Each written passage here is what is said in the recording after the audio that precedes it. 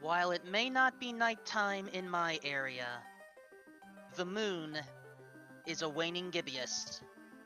While the forces of chaos are currently losing power, they are still strong. Doc Ryder and Fuse are ready to show that they can still hunt in the Aria of Sorrow Randomizer tournament for 2020. Greetings, everyone. I am Wolfman 2000. You may also call me Danstad.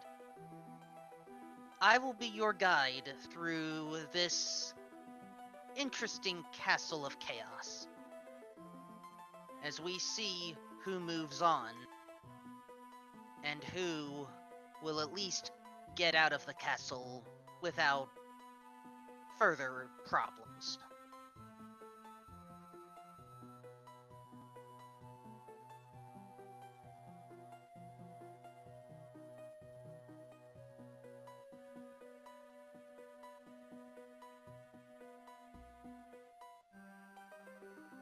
While our runners are receiving the signal, I will talk a little bit about what is randomized in this game. All of the item drops are randomized. This includes not only the freestanding items, but also the items from enemies. This also means the souls that can be acquired are in a different order. Furthermore, we will find additional soul canisters. And it's those soul canisters that are key. The way to the good ending is locked behind 3 particular souls, which are also randomized. There are books throughout the castle which will tell us what we need. We have to find them.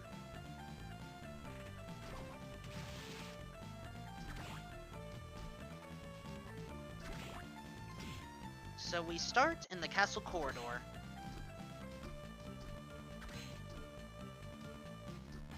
I believe both of our runners attempted a manipulation setup. Ooh, 500. Nice. In order to try to get an early item, but I did not see an item drop from the zombies. You may be wondering why our runners choose to save. First of all, saving is good when you recharge your energy, and if you were to take a death, well, that would be unfortunate.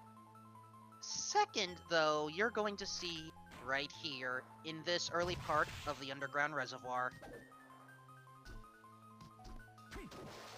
Fuse going for the short sword as a backup weapon. Not too bad early game. Anyway, saving. Saving allows us to quick save, so that we can restart at the entrance of the last room that we entered. This is a long hallway. At the end is an item and a path we can't go through. So, it's much easier to send our system to sleep and then wake it up.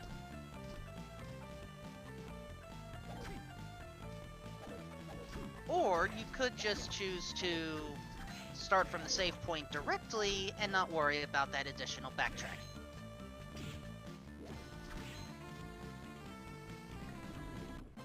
Our first boss is right here, Creaking Skull.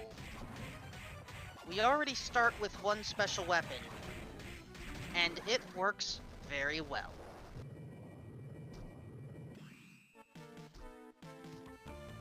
We have a cloak right by the next save point, and a ninja suit.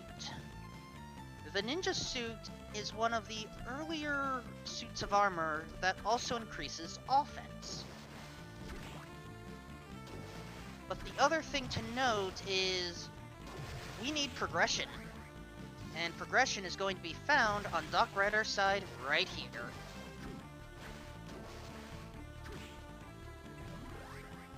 Flying armor. I want to say that is where you normally find it in this castle.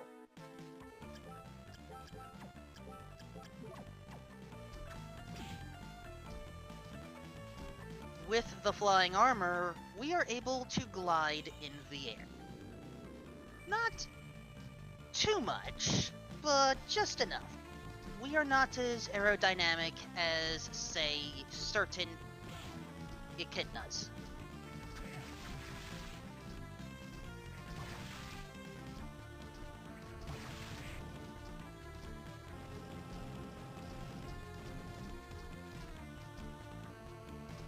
A successful glide takes us to some coin. And, ooh, a Gladius, or Gladius. It is a confirmed upgrade over our short sword. And Doc Rider passing up on, I believe that looked a little bit like some fatigues, but I could not get a good look. Either way, it is optional.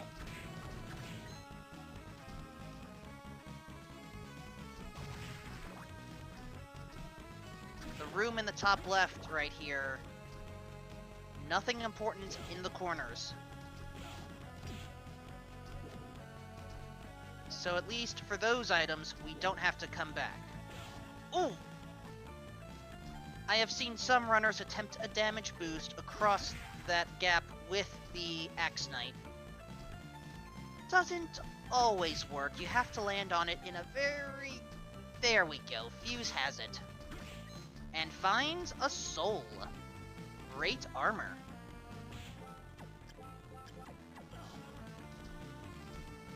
It should be noted that going for this soul at this point is a sequence break. However, once we gain the access to double jump or flight, we have access to it.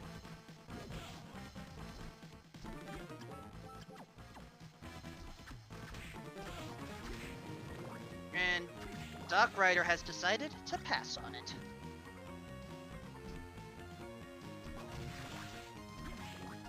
Fuse, meanwhile, is ready to make his way towards the chapel, and picks up the soldier's uniform in exchange. The soldier's uniform also offers a minor attack boost, actually the same attack as the ninja suit. However, its defense is a little bit better.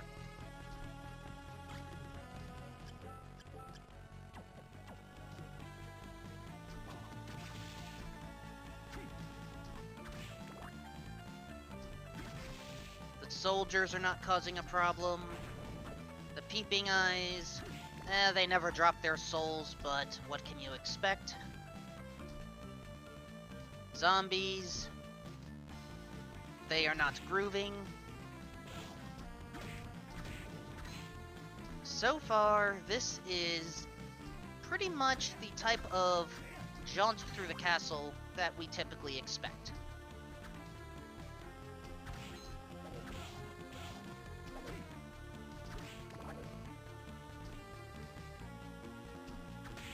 Once we're past the rock armor, we have another save point. And a powerful looking weapon that is inaccessible for now.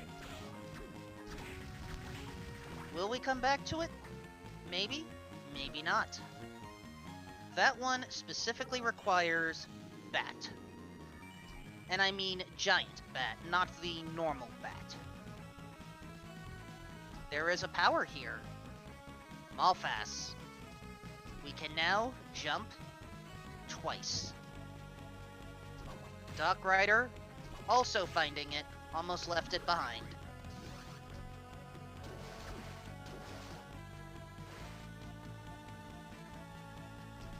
And I do not believe we want that trident or pitchfork. Very least, yeah, Fuse didn't want it. Doc Rider didn't want it.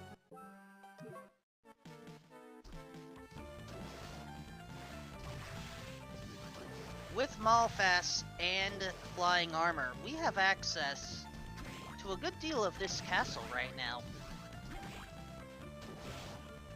Who was that character that Fuse barely talked to? We'll come back to them.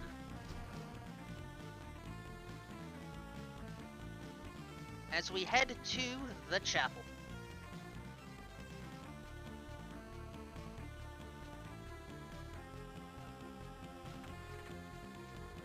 have a hammer. It may be decent for selling later, but it's not what we're looking for as far as offense goes.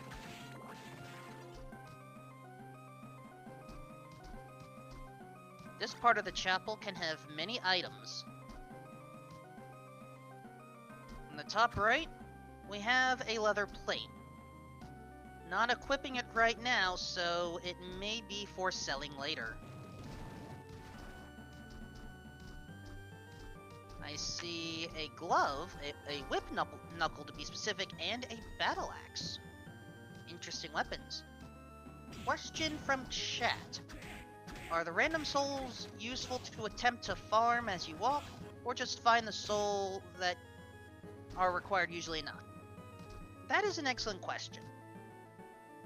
This game's logic, you don't have to worry about random souls at all.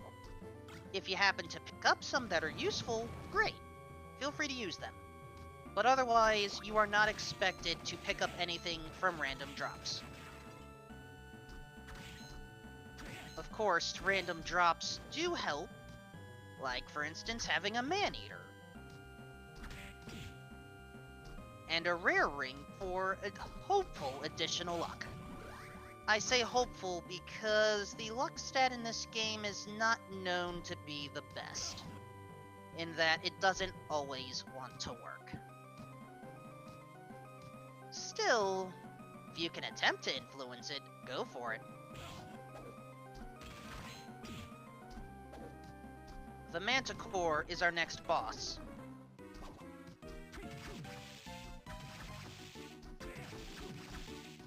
It is certainly a strong foe right now with our current gear, but a near simultaneous kill knocks him out.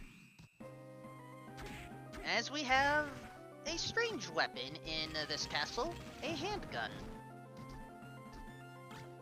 along with a black belt. The black belt is a pretty decent accessory. There are only a few others that our runners really want to consider going for.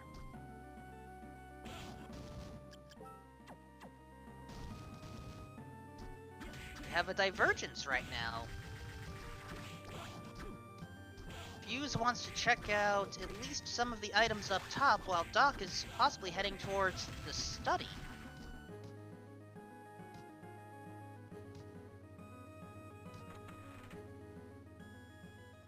And up top, we have some tea. Action on Doc Ryder now. The study has a number of devils, durgas, and other things that do not begin with the letter D.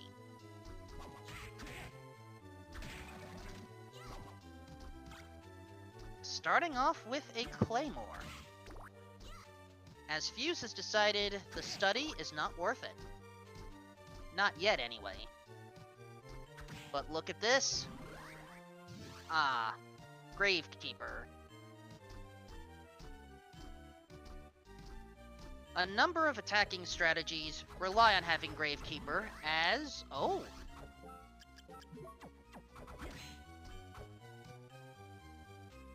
Final guard through the use of Man-Eater. Now that is interesting. I don't know if that is considered a logical play, but it is certainly good to keep in mind.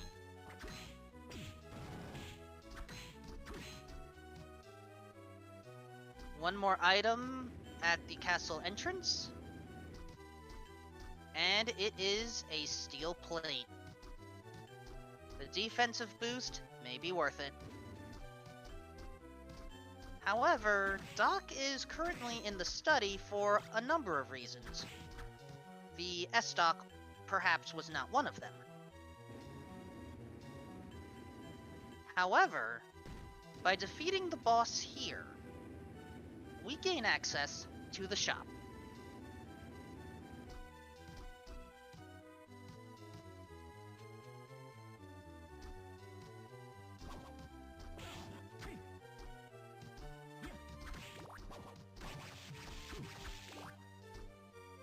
Also, now that I realize it, Did the ectoplasms drop their own soul? Because I do believe Doc Rider picked that soul up.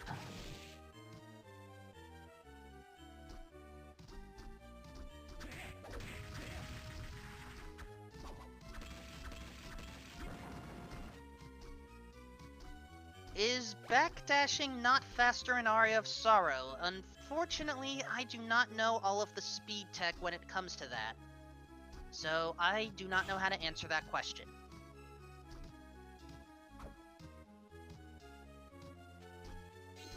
Was that Death's robe that I just saw on Doc Rider's side?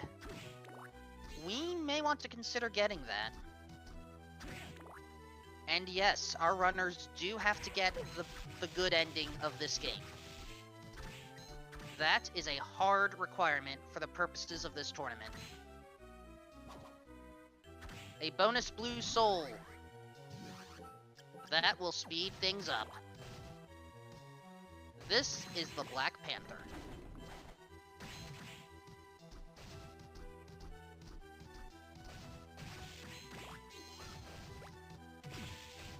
Some cream soda behind the backdash skull gate. And I believe it is time to face off against our boss, as Fuse has taken a different approach. Fuse is going through the inner quarters, taking a path that I often forget about.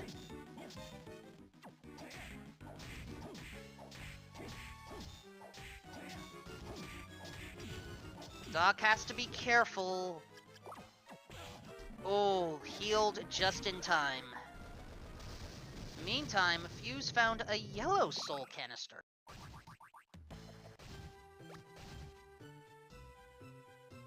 But chose to ignore it for now, perhaps going to activate the warp first.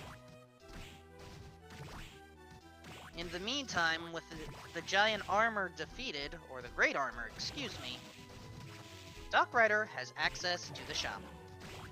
That character we saw, his name is Hammer.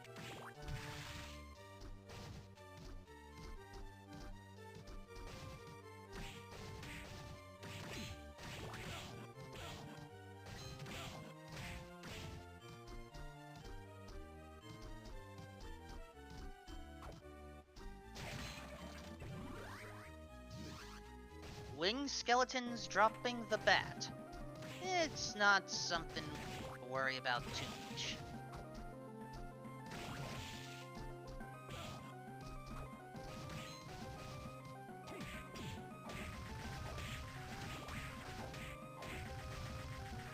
And Chad is correct.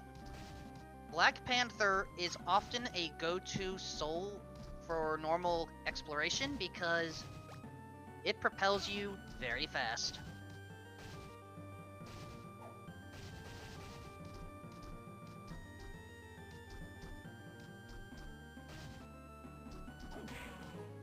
Fuse, meanwhile, is approaching... I've heard of some different names for this screen, but oh no, Fuse is not going for the 2 items up top yet. Instead, wants to take out the Headhunter immediately. As suddenly we go from a ripple laser to a much stronger laser in Legion. Nicely done, Doc.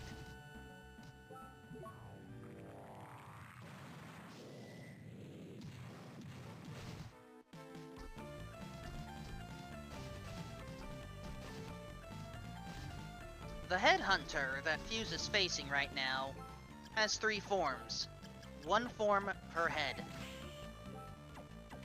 There you saw Legion in action.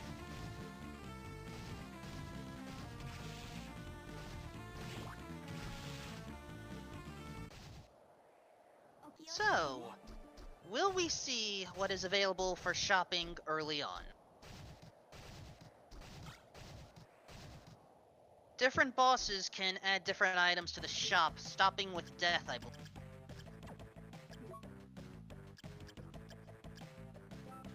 There was not a lot to buy healing-wise, but it's just the start. Also, did Doc Rider sell the handgun? The handgun can actually be used for some bosses later.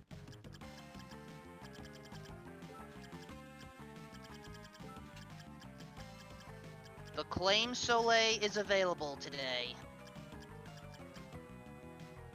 The Claim Soleil is the strongest holy elemental weapon in this game. But it is not the be-all, end-all.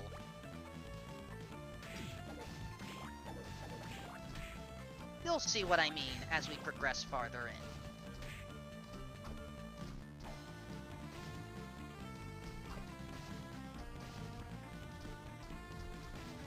And Fuse has finally taken out the Headhunter and picks up a Black Panther. Headhunter will always drop a soul needed to escape one way or the other. Doc, meanwhile, is in the dance hall. Dance hall is really split into two portions. The rooftop area, or the attic perhaps, and the wine cellar. Fuse, meanwhile, going up the turbulent towers, at least that's what it looks like considering the background, and picks up Ascalon, a very nice weapon find. The spoiled milk, not so much.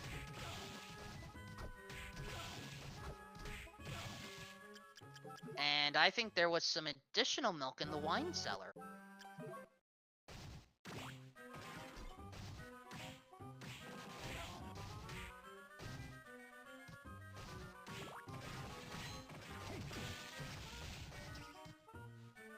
Some ramen we do not need yet.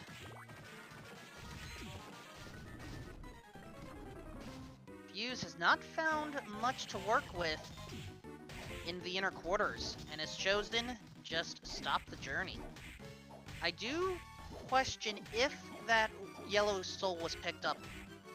In the meantime, Doc Rider's taken out the big golem. There are a few strategies you can take with this creature. Some say just get behind. Some say stay in front. All say don't lose your life. Alright, Fuse is going for that yellow soul now. And as Doc Rider gets Curly, Fuse gets Ball.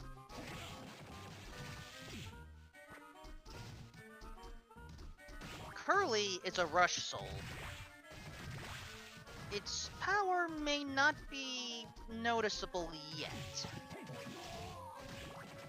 But if we are able to maintain a high MP total, or can at least recharge it, it will come in handy. And for those wondering about a particular area, we can't go there yet. A rush soul is one piece, but we need a second piece. There is a forbidden area that we can only access once we have the ability to walk on water. Fuse, meanwhile, sequence breaking over to the floating gardens. Doc Rider is staying in logic right now, and gets rewarded with Undine.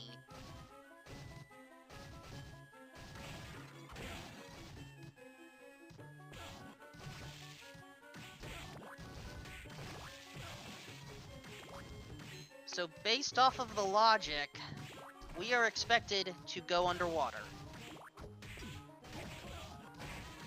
And no, walking... There is a difference between the effects here, but actually, yeah.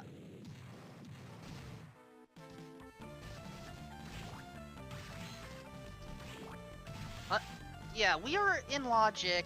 Sorry, I had clicked on the wrong button on my tracker. That's where I got thrown off.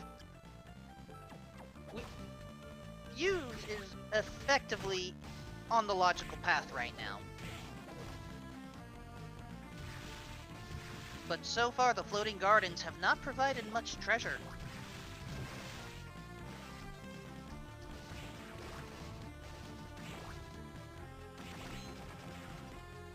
I maintain that statement. Galamoth is effectively a fetch quest.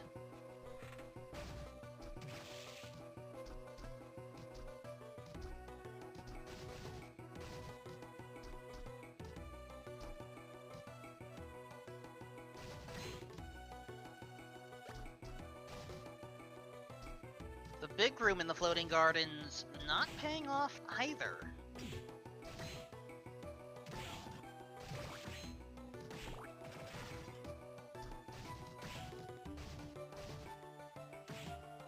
Now, there is something to bring up. While we do have the souls necessary to enter a forbidden area, we still can't access that area's entrance yet because of a third soul. If this was an entrance randomizer, maybe we could get there. But as the entrances are vanilla, we still need Skula. And there is a strong chance we may find Skula in this clock tower.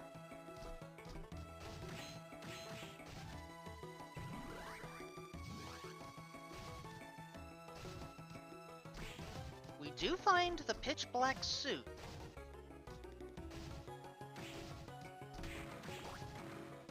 It is definitely a worthwhile item to find.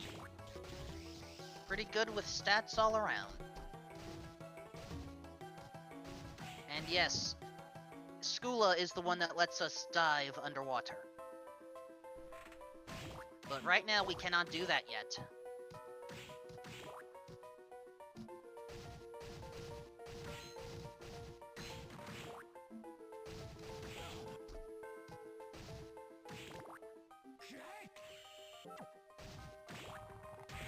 We are running out of locations to find some progression. And perhaps our answer may be on Death. Death is one of the few bosses that can drop a logical soul progression.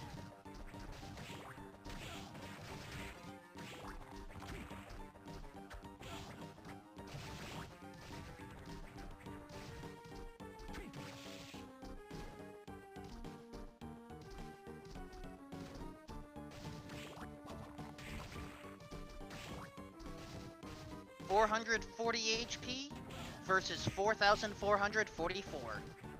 This should be an interesting battle. And with Ascalon equipped, we are certainly ready.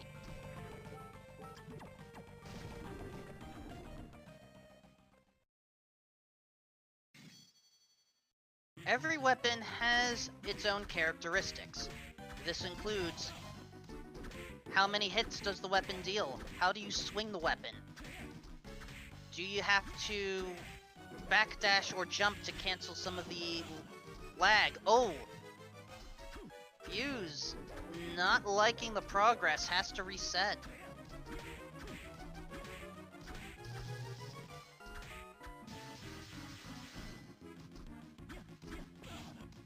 And is choosing to retreat. Doc is going to stick with the battle right now. As far as the remaining locations to find items go, there are 2 items guarded by the Galamoth Soul, and 1 additional item guarded by Undine.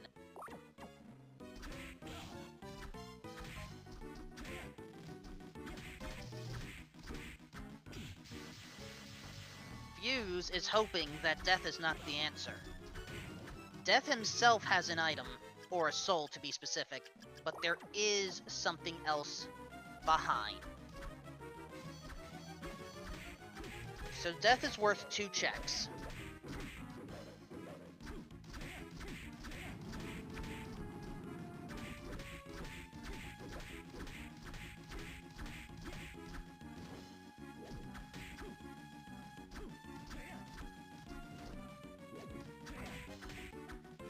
Some of you may be wondering, why is Death trying to act like Darth Maul? When this game was made, Star Wars Episode 1 was pretty popular at the time. You'll just have to take my word for it.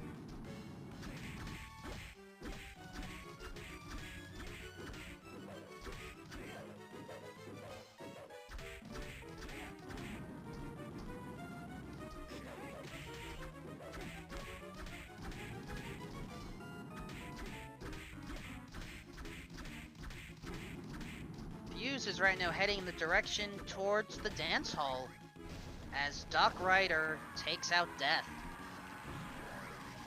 Picking up Flesh Golem. Some of the spoiled milks we've seen can now be consumed. The weapon behind Death, not worth it. So, in this case,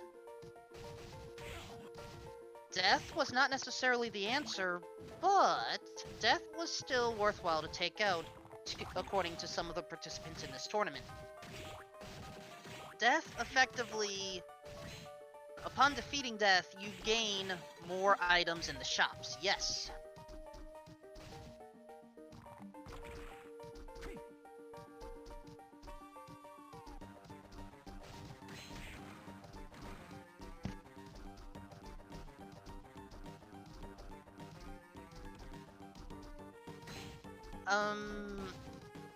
Chat, I'm afraid to disappoint you, but the Puppet Master is in Dawn of Sorrow, not Aria. We are not ready to jump ahead on the timeline. Fuse has now picked up Undine.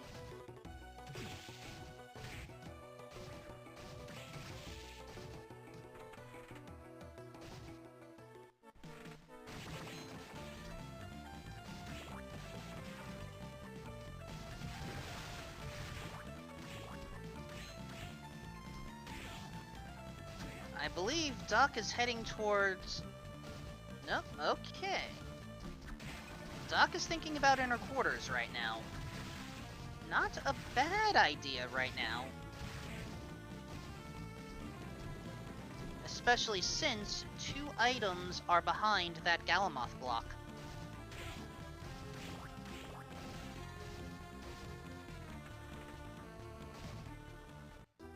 And other than Flesh Golem on Death, there wasn't really anything in the gardens or clock tower.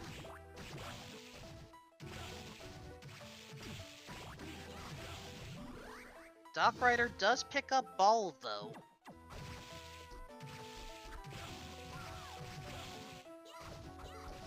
So right now, our sense of progression is a little bit confusing. But both Doc and Fuse are heading to some of the next locations. Fuse is ready first. Up there, where the mermen hang out,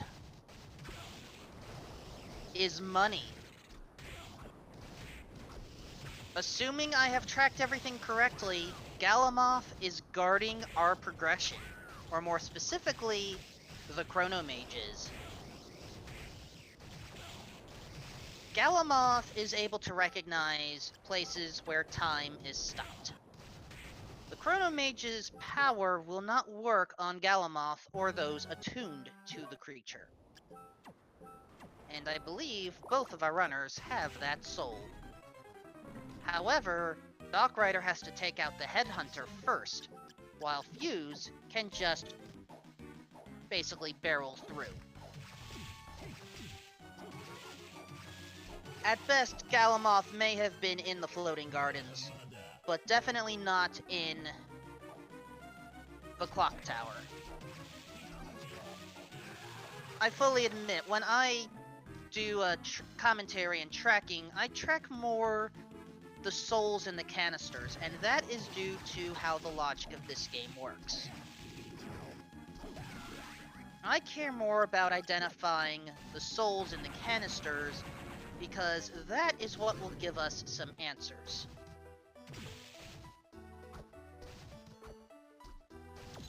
Hippogriff and our second book. A demon that uses all 4 of its arms. That is the Curly Soul, which should actually be called Kali for frame of reference. And Kali, or Curly, is behind the Golem today. So this is a rare opportunity where we require to take out the Golem in order to get the appropriate soul. But something else to keep in mind.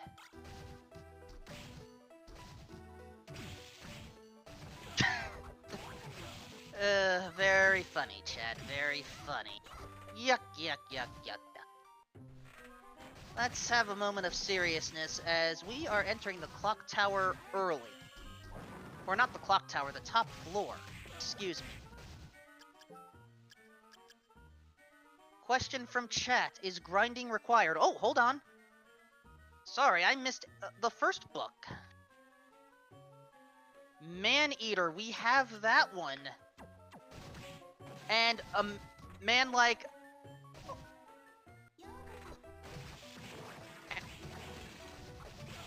We have found all 3 books in the span of a short time.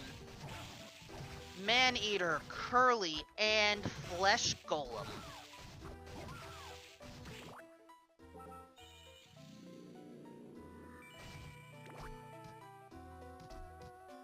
We have almost everything we need. But the interesting part is, we are not in go mode yet.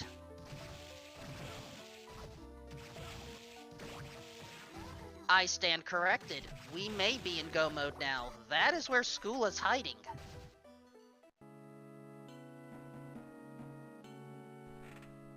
Skula, by the Iron Golem secret. As we have Balmung just before the all-important encounter.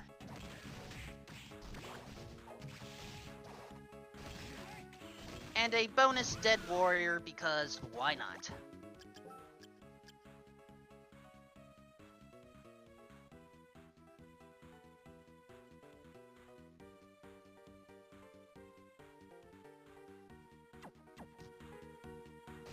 Now, the interesting thing here...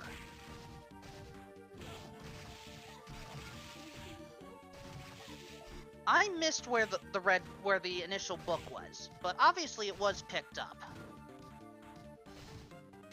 Ooh, and a bonus Shadow Knight. Both of our runners picking it up.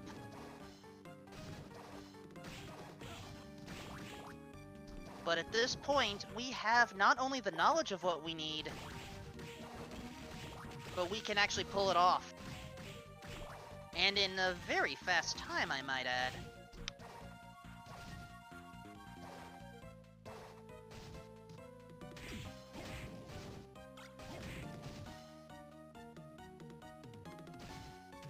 But I'm concerned about Fuse's path right now.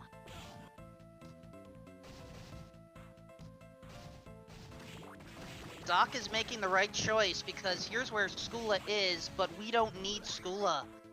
And Fuse is being led down. And in this case, this is not the time. This is a rare seed where we do not have to explore the underground reservoir in detail, the underground cemetery, the arena, or the forbidden area.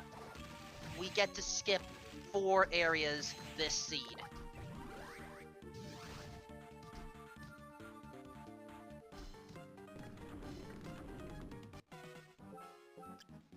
So let's at least talk about one of our near final bosses here. A little late with the Mistletoe there.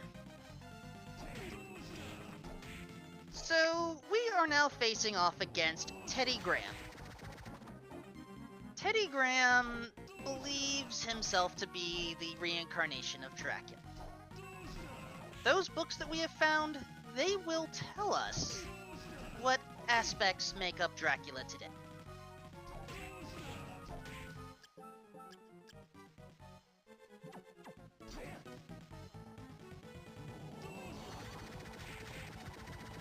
And today, those attributes consist of the worminess of a man-eater, the strength of Curly, and the... I don't know what you call it, of the Flesh Golem. As Fuse has found Ghost Dancer and another soul that I had missed. Unfortunately, none of these are the right ones. The Iron Stomach, thank you. That's a good one. Now, it should be noted that you do not have to grind in order to pull off a victory in this. However, the higher level you are, the more leeway you have.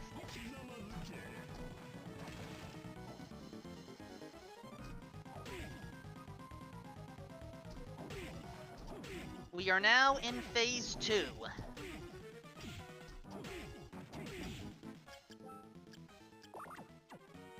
In order to move on to the good ending, we have to have the 3 souls equipped at the end of this phase.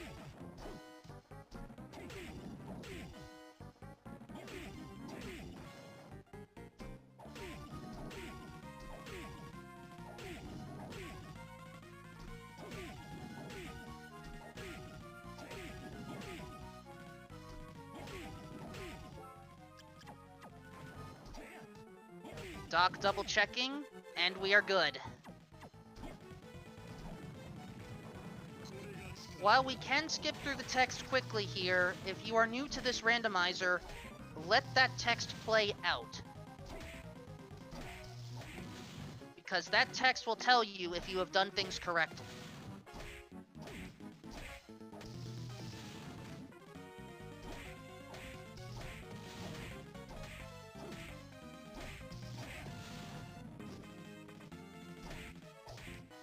Fuse in the meantime.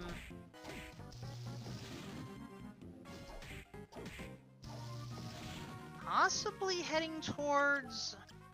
oh gosh. We will at least have somewhat easy access to the warp.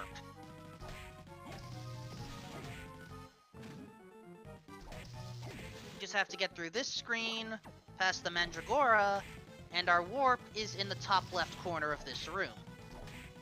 Good idea to stop by. And with this, Teddy Graham has been defeated. Teddy Graham is not Dracula, because we are Dracula. And the ability to slide was locked behind Teddy Graham. So this is perhaps a good time to talk a little bit about, I guess, the characters in this game. So, I've mentioned Hammer. Hammer is our shopkeeper. The one who kind of sort of watches over this castle is Genya Arikado. If that name sounds familiar, albeit slightly, I don't know, different but similar, then yes, it is who you think it is. There is a lady, Yoko Belnames, who was sent by the recent religious houses in order to make sure things were good. And I like Doc's play. Doc remembered that the study contained Death's robe, and that is an excellent armor to pick up for our final battles.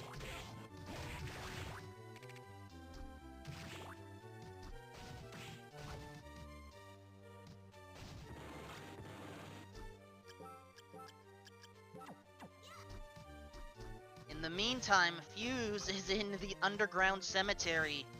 There are 4 items here, but only 1 is available for free.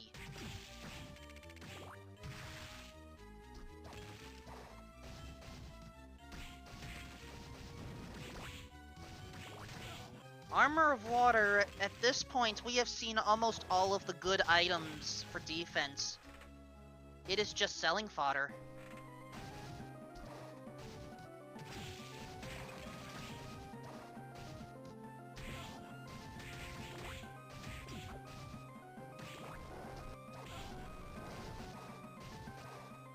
Oh! Did Fuse find the Claim Soleil? Or was it bought? I had missed that. Speaking of buying, one more time through the shop.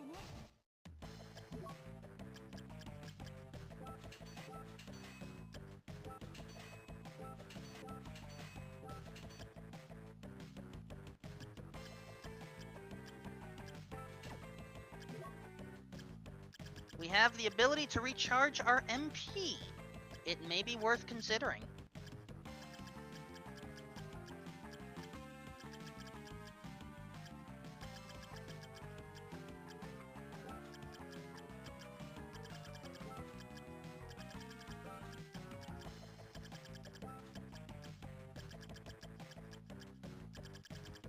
In the meantime, Fuse trying to stay healthy long enough to take out Legion.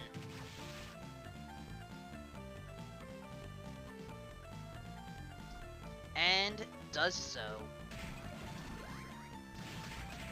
Ah, the reservoir had a free claim Soleil.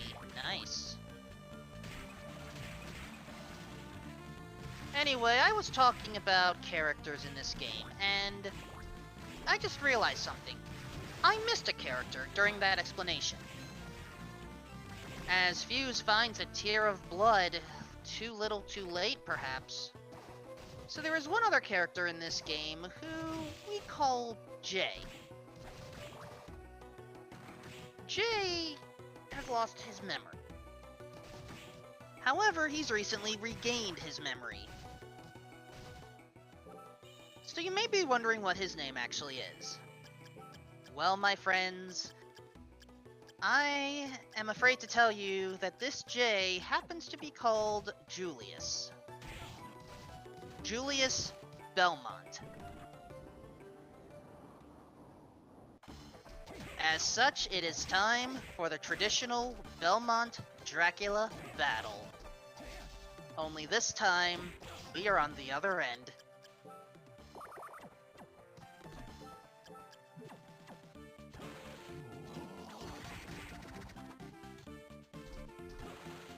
While Fuse may have found a free claim Soleil, that weapon is not recommended in this battle. Julius strongly resists holy elemental weapons, as does any Belmont. Neutral or darkness weapons are more effective. Ascalon is often a good decision here. However, we're swapping to Balmung. Considering we have Gravekeeper for backdashing, either can work. However, because we are low level, even Death's Robe will not protect us that much against the might of the Vampire Killer.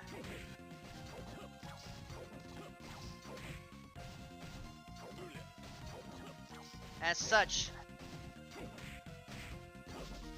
we have to effectively play an elaborate cat and mouse game. As Fuse finds Valkyrie.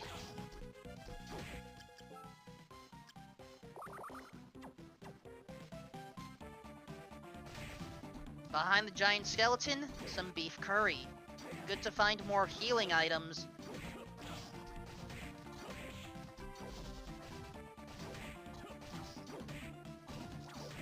Doc hopefully bought all the healing items that were necessary, because it would be a pain to have to go back to the shop.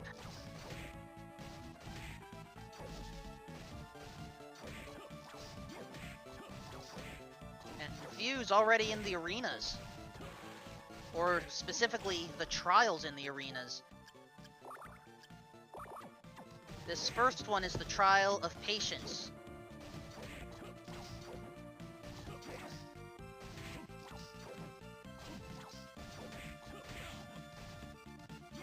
The second one is the Trial of Pain. I'll let the Gorgon-style Medusas and spikes explain themselves.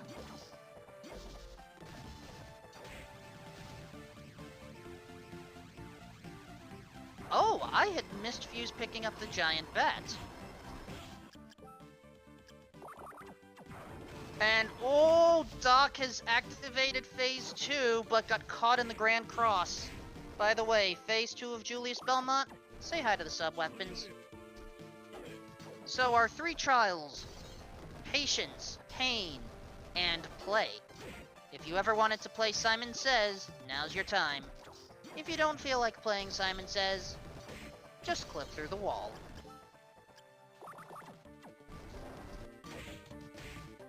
The trials had nothing worthwhile. Julius, meanwhile, is utilizing the sub-weapons to great effect. The cross, the axe, and in this case, the holy water was what did Doc Ryder in.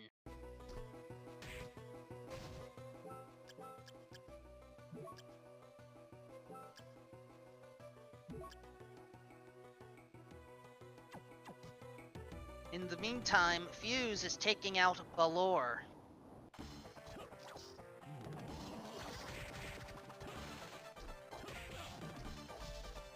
It needs to be stated, the Seed does logically expect you to be able to defeat Julius Belmont and what lies beyond, regardless of level. It is primarily equipment that determines progression.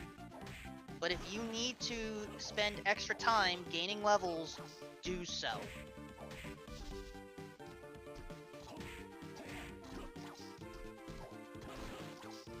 There is no shame in taking out enemies as you go.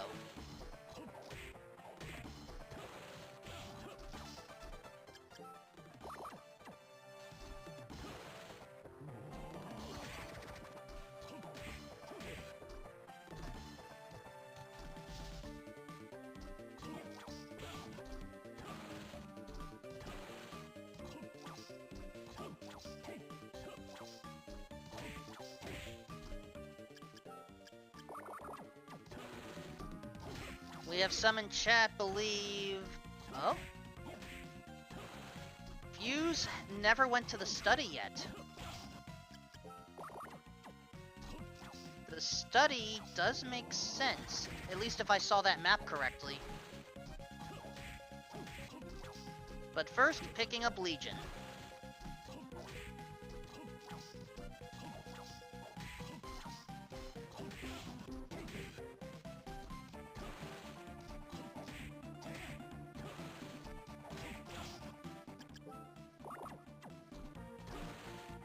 There's the entrance to the study. And Doc has to be careful.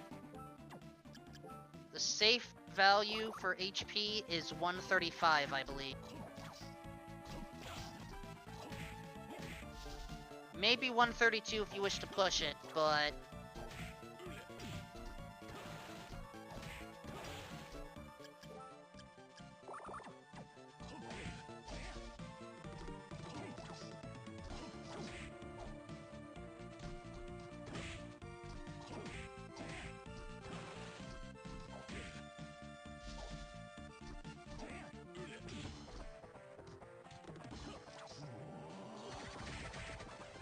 And there's phase 2. Best to dash out of there to avoid the Grand Cross. We're through, but remember the sub-weapons.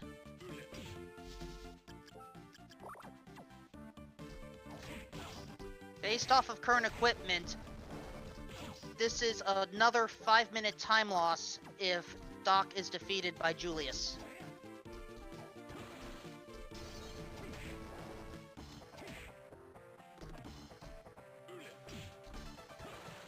Fuse sees Death's Robe, but ignores it. Perhaps forgetting that Giant Bat will allow access. Ooh, Doc avoided that just in time!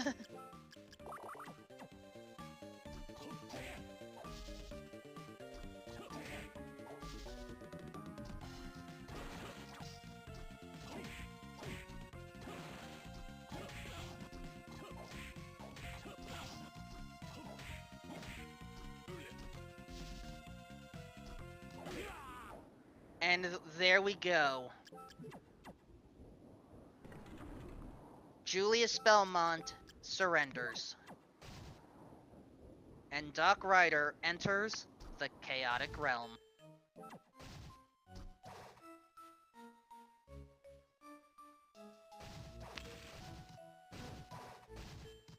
If you have enjoyed going through Castlevania, we can now enjoy all of the memories in mismatched ordered sepia tone. we are suddenly Grandpa Simpson.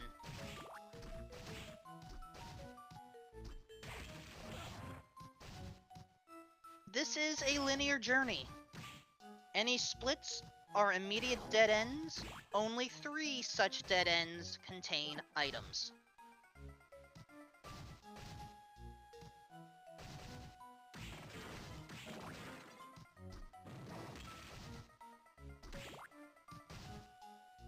This room right here is why you need Skula. This was what I was worried about when we had access to all of the souls that make up Dracula, but not, well, the ability to dive underwater. Oh! That was Eversing, I believe. That is also a top contender for strongest armor. But some prefer Death's Robe even more.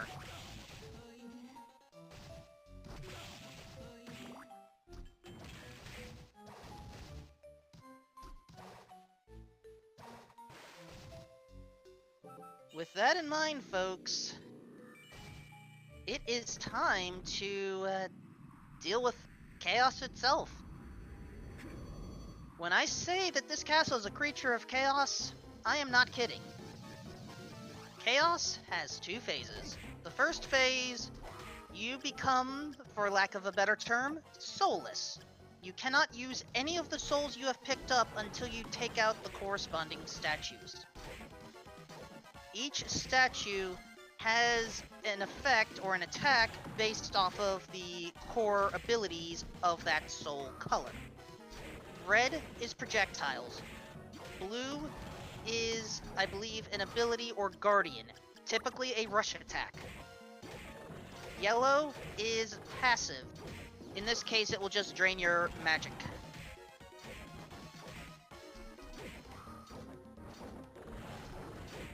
Fuse has taken out Death without a problem. However, the answer is not in the clock tower. Or, actually, it is. That's where Flesh Golem is, I forgot.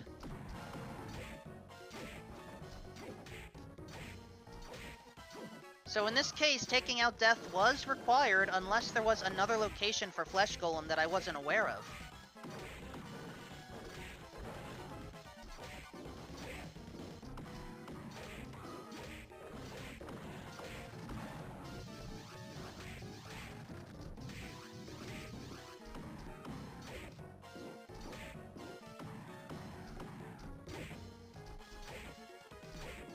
Fuse is now heading to the Clock Tower's trials. The Trial of Pendulums and the Trial of Pain. Pendulums provides Osafune.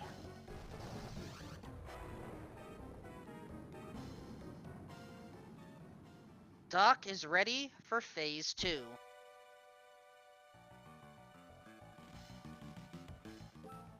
Phase 2 has this big black orb in the center. However, it has strong defenses. As Fuse finds Devil, the wrong Rush Soul. All Rush Souls are equivalent as far as functionality goes, but in this case we specifically need Curly.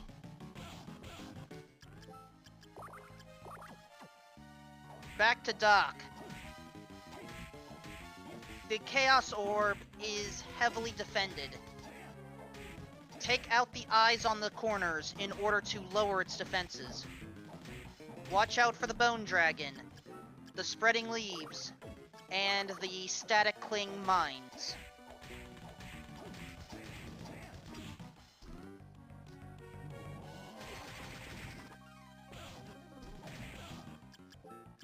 If you get caught by a Static Cling Mine, it glows and then blows up, which allows for that to happen.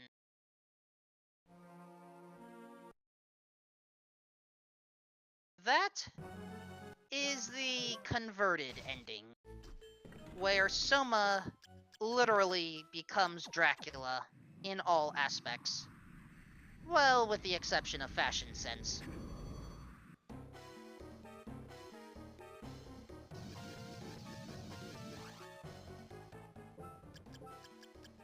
Did I see blocking mail available in the store today? It may be worth considering.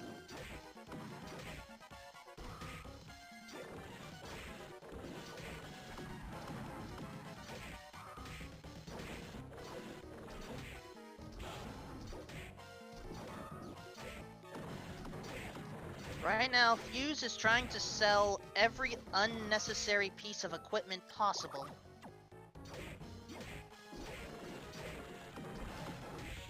It is a good idea to stock up.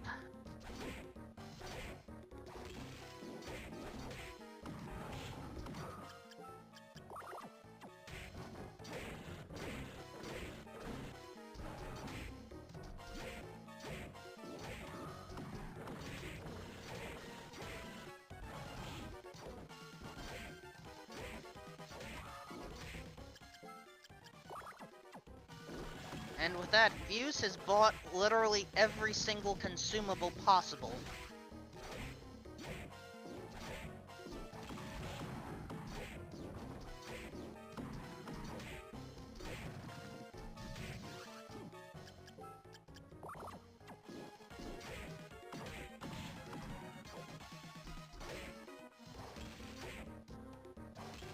In the meantime, Doc Ryder is trying to survive Chaos Part 1, and does so.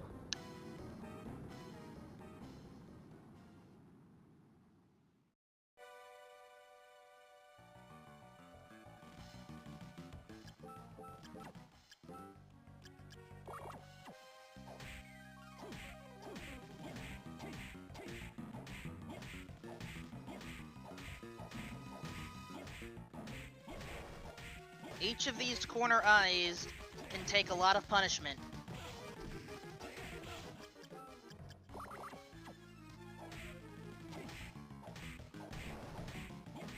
However, each of these defenses can also deal punishment. Fuse has all 3 books now. And, oh, that was the location of the 3rd book. I had missed that.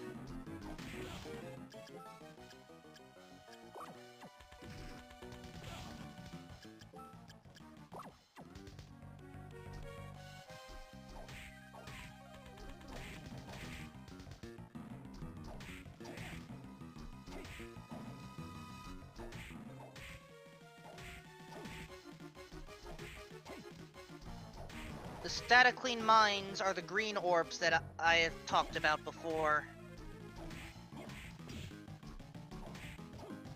Again, do not get caught by them. Bat them away. The big orb that is fired on occasion will not cling on and explode on you, but it still hurts. Oh, I saw what Doc was trying to do there, but perhaps should have held on to that rush transformation a little sooner.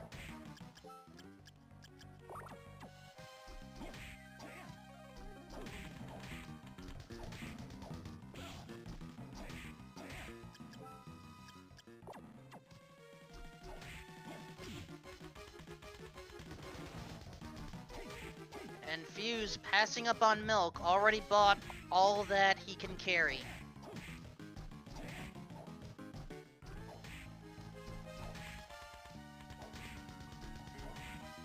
And Doc feels more comfortable taking out all 4 eyes. Considering the levels we're at right now, not necessarily a bad idea.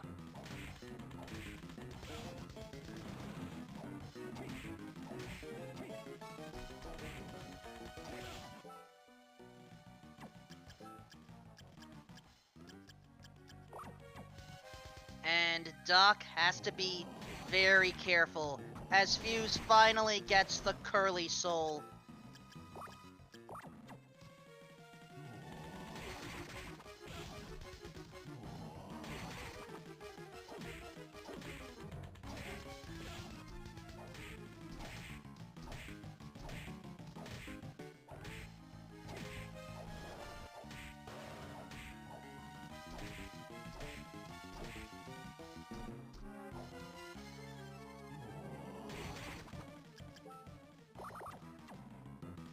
Doc only has one spoiled milk for healing.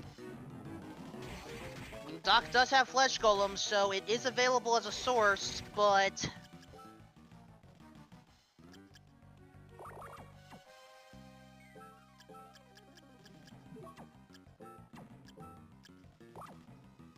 There we go. That's our final healing item.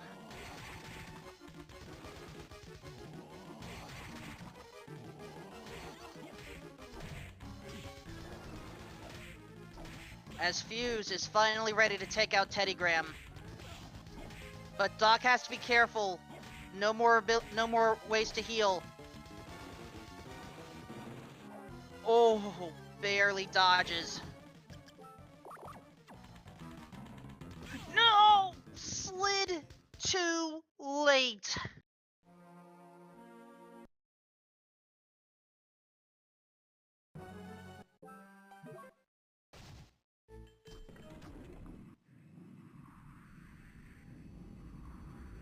In the meantime, Fuse is taking on Teddy Graham right now. Remember, we had access to Chaos relatively early this seed. It is entirely possible that if Doc struggles with this battle, Fuse can catch up.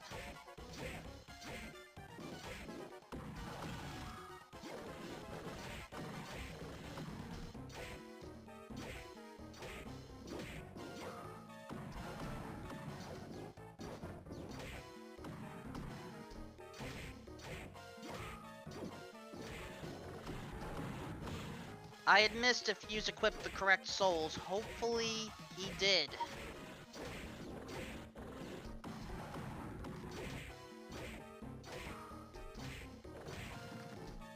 Alright, we are good on that front.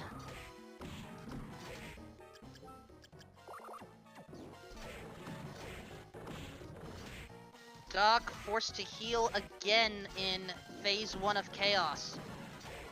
Ideally, if we could minimize the healing on first phase, we'll be good with second phase. And there we go. Fuse has taken out Teddy Graham and has learned that he is Dracula.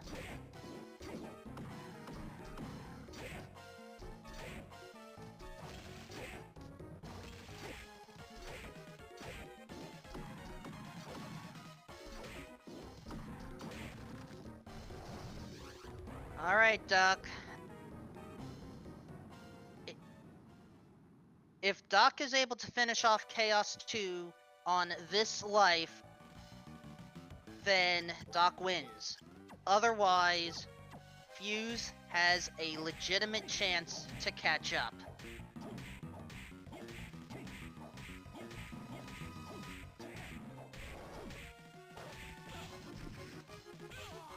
Oh, Doc forgot about healing quickly.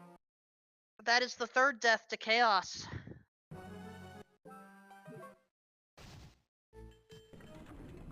Now, because that death was early enough, Doc may still have one more shot,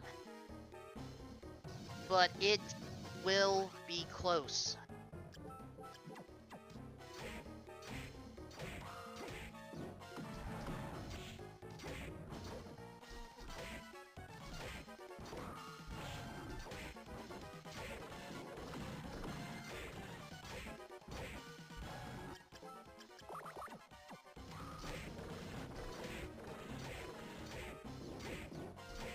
And now, Fuse is ready to take on Julius Belmont, equipping Balmung since Flame Soleil will not help us.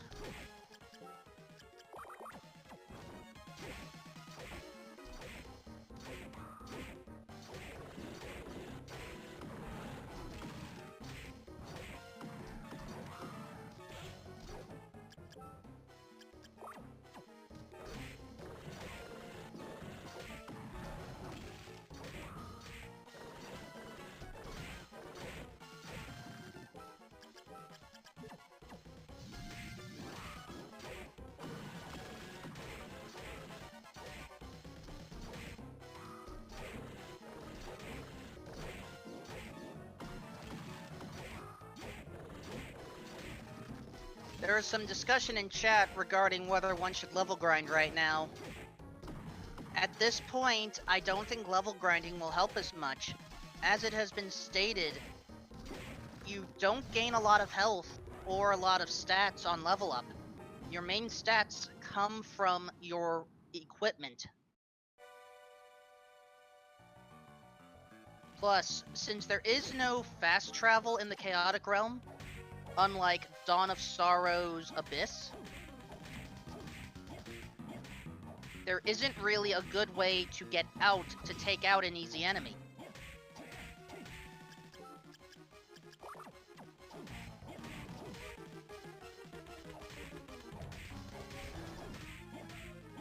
Fuse is already on the second phase of Julius, while Doc Ryder is on the second phase of Chaos.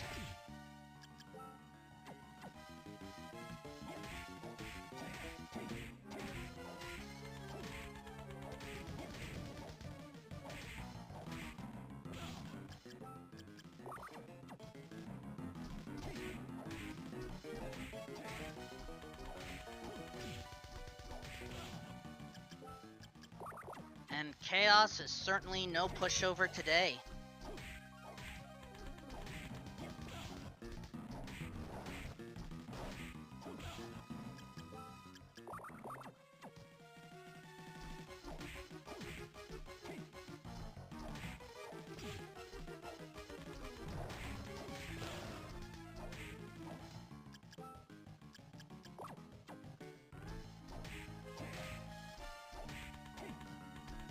Fused has just taken out Julius.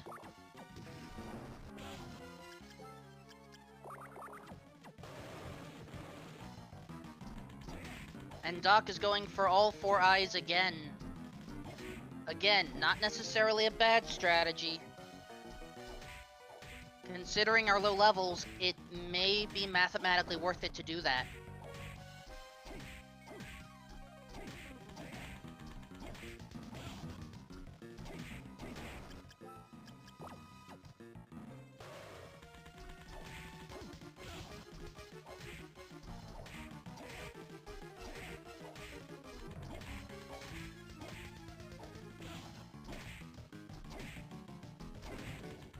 All 4 eyes are gone.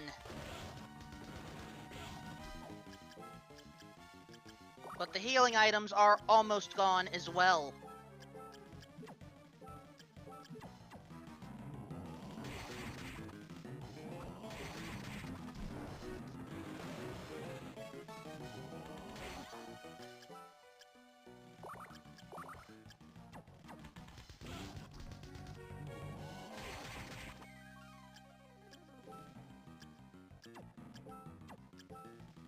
This is not over yet, folks. One super potion remains. Oh! Transformed in time to avoid the explosion there.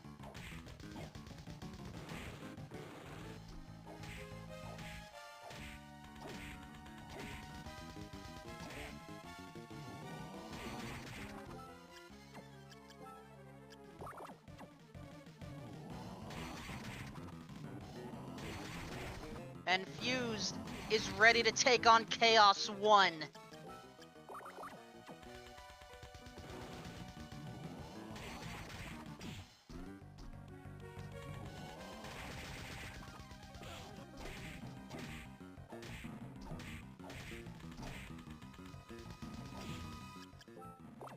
There goes the super potion.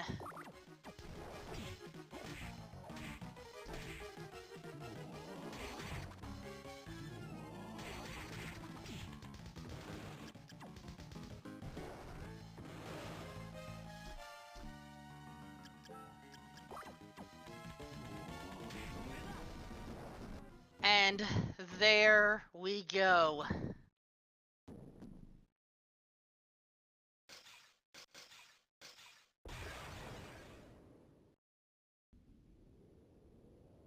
Doc Ryder has finished in first place with an official SRL time of 1 hour, 13 minutes, 6 seconds.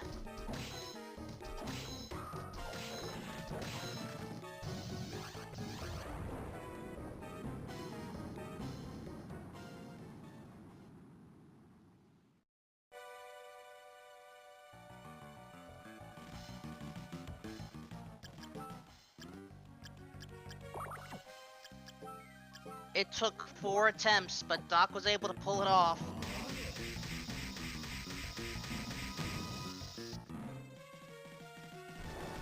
As Fuse is going for the rush strategy on the eyes, well, when the Bone Dragon doesn't cause a problem anyway.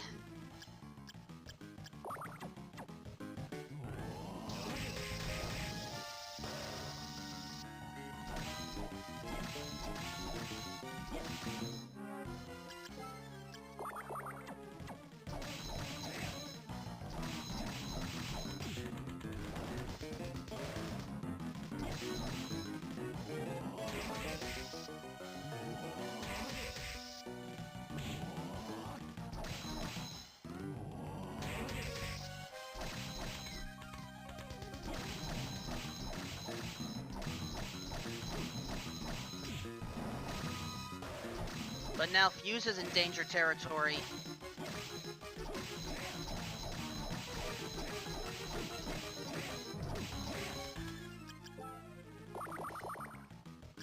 Alright, we have healed. We are good.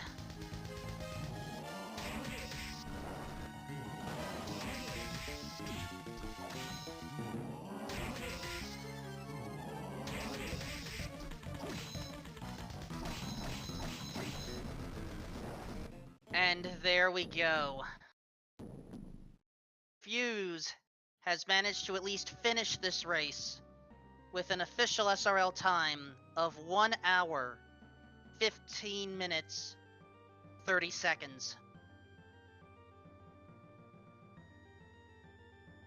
This is certainly a seed that we will be talking about later. But in all honesty, we still have another game or two left. I don't know about our runners, but I at least need to step away from a little bit and make sure that I am filled up on water. So use this time, get yourselves refreshed, and we will be back shortly for Game 2.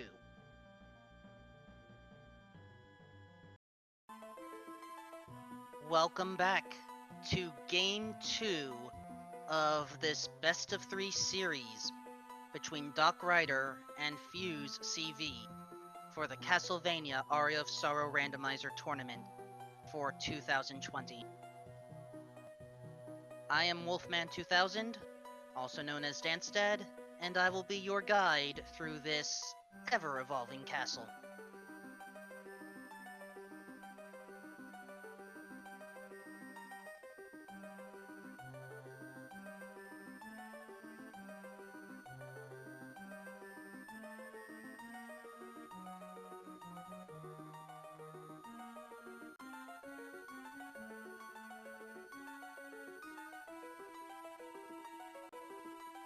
As far as what is randomized for those that were not here for Game 1,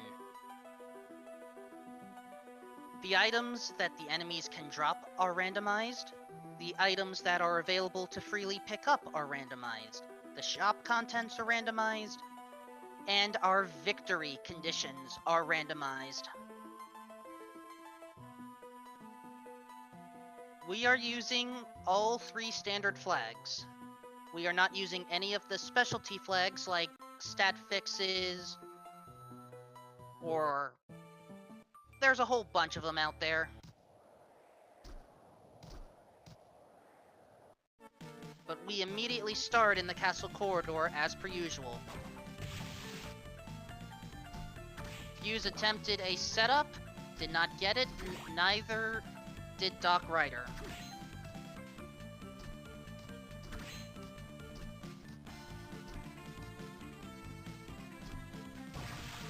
We have an early combat knife and a skull necklace. Not the greatest of starts, but sometimes we will take what we can get. As before, saving is essential in order to perform the sleep maneuver.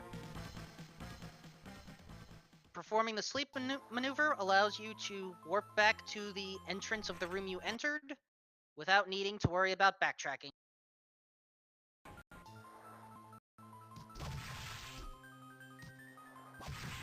Flying armor is what we start with once again.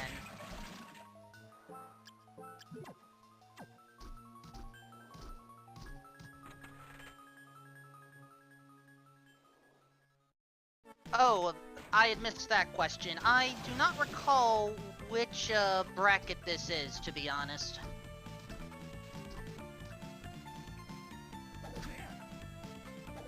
All I know is we have two very excellent runners here, with Doc having a 1-game lead. Ah, thank you, chat. This is the losers bracket round 2.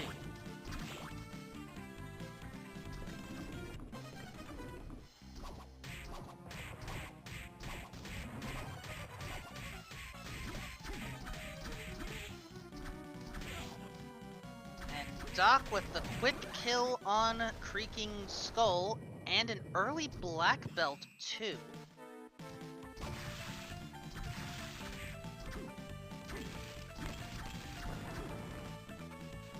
And in the hidden room, Osafune. Definite upgrade.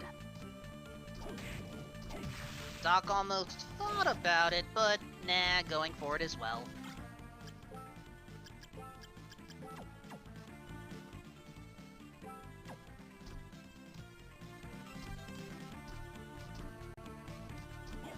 Fuse is immediately heading towards the path to the chapel, while Doc finds Durga. I believe Fuse passed up on that soul. But the night is still young.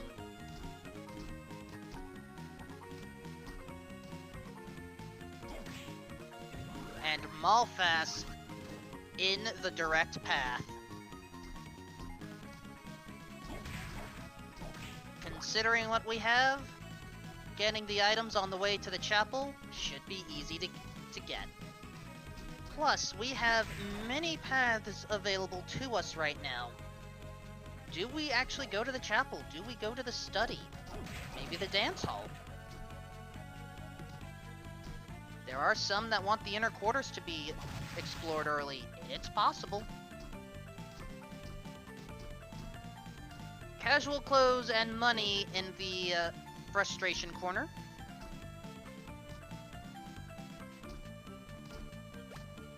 Some tea in the top right, but what about the bottom right?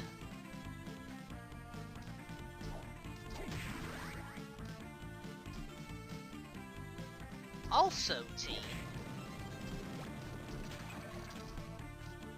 Perhaps there is something I am missing.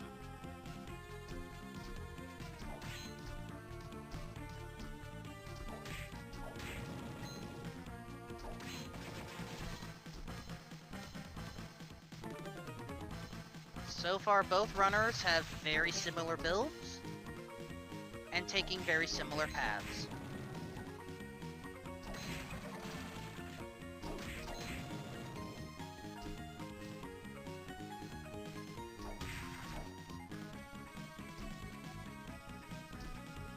And someone wanted an early dive into the inner quarters?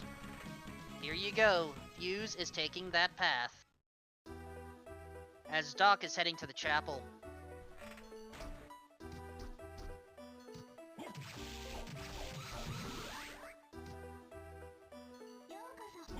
Considering our weapon selection, Osafune works rather well here. That hammer, not what we're looking for, though.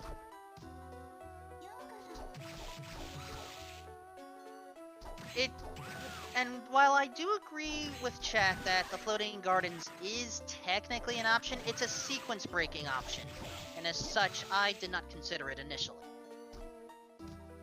I want to keep things in logic. Or at the very least, I like logic as a good guideline. Ooh, Mimic up there. That may be worth grinding for a little.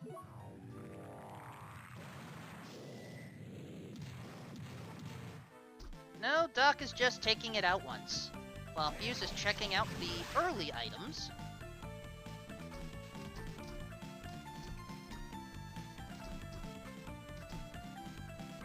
some pudding, I believe. And a mana prism. While Doc, hoping to find something in this mini waterway. Satan's ring, but passing on it.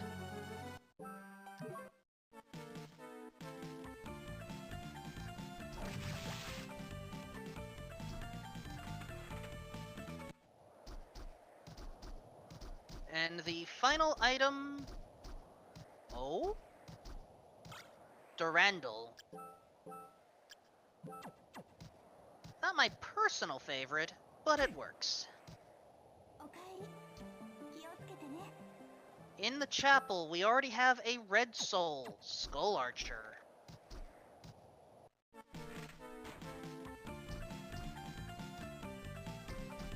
The souls that we find in the canisters are important.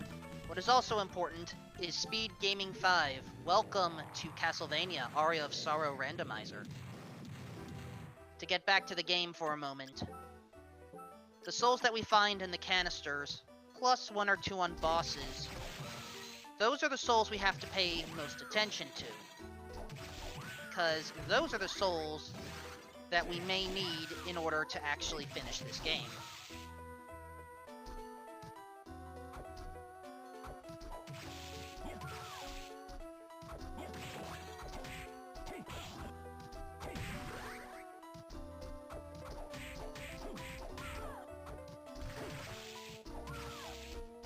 Fuse is making his way backwards through the inner quarters, going to run into the Headhunter from the other end. Will we see the 2 items in the Tormenting Towers first?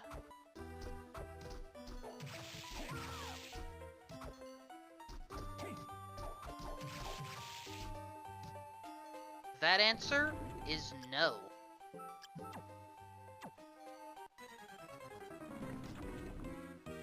So as Fuse is taking on the Headhunter, Doc is heading to Manticore.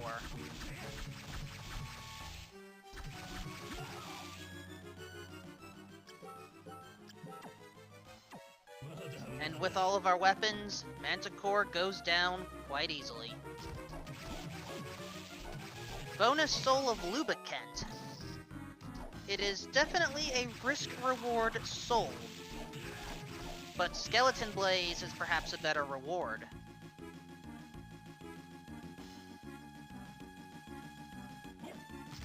Any souls that are dropped by enemies are not considered in logic. Every soul that you need is available in a soul canister or a boss.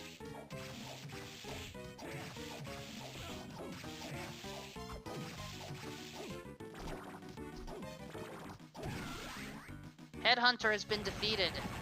What soul is rewarded here? Also Skeleton Blaze. Headhunter always gives you a soul to escape in one direction. And in this case, we're escaping to the left, towards the dance hall.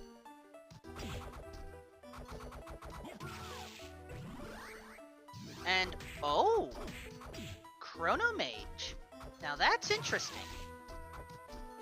The reason I say that is I do believe Chronomage also allows you to enter the particular passageway that the Chronomage normally guards.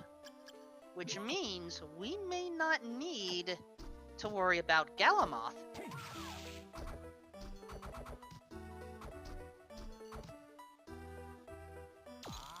Just use it before the rabbit shows, and you are through.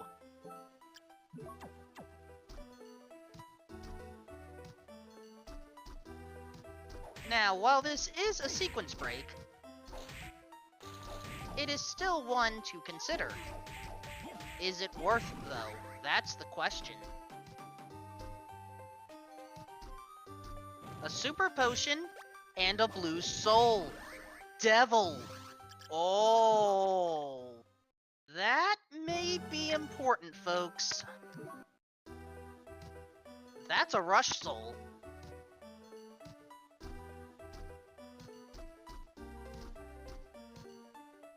previous game required Galamoth to get through, do we technically need Galamoth a second time?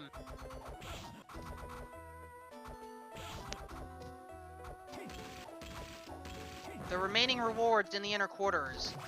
Some extra money, which is nice, but not what we're looking for.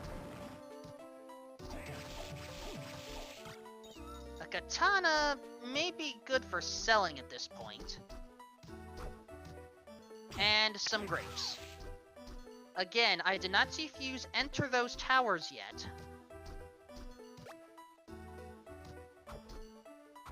As we find Undine on the way to the normal entrance to the dance hall. Once we make our way to the underground reservoir, if we absolutely have to, we have access to the forbidden area. But in order to get to that point, we require Skula. I feel like this seed is a little bit of deja vu right now.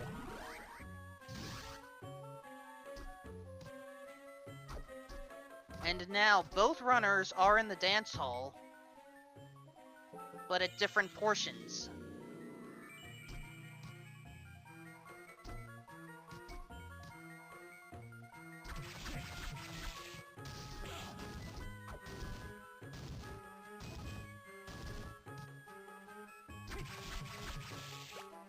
Fuse is starting with the top portion. Nothing there. Doc going to the wine cellar. There's a soul canister. Dryad.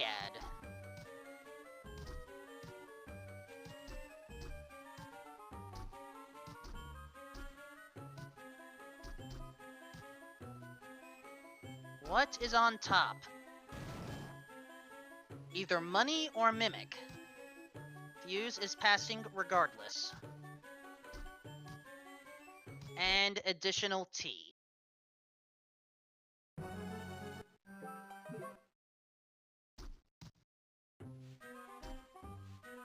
Doc is hoping this long path through the cellar is a good idea. There's a soul!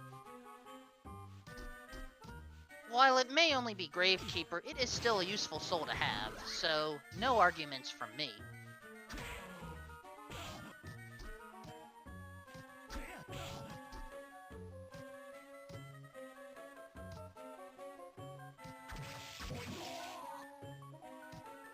And another red canister.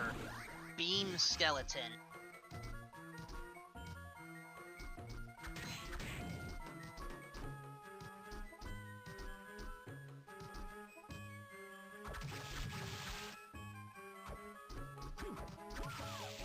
I am noting that Fuse is not going for the boss. The boss in this area, Big Golem, only guards one soul, along with Tsuchinoko. Ironically, the Flesh Golem was guarding something. Or excuse me, not the Flesh Golem, the Big Golem was guarding something. Doc, however, perhaps feels that lightning may strike twice.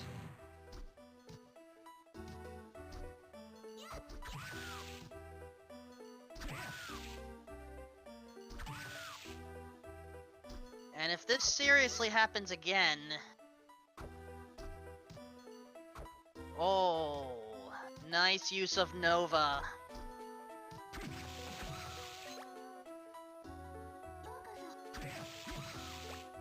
And are the Persephones really collecting rotten meat this seed? Ew.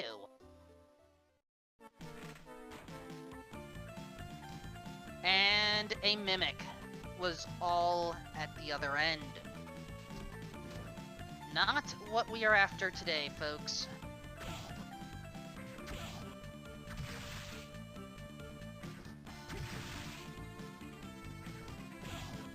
So, where is our progression?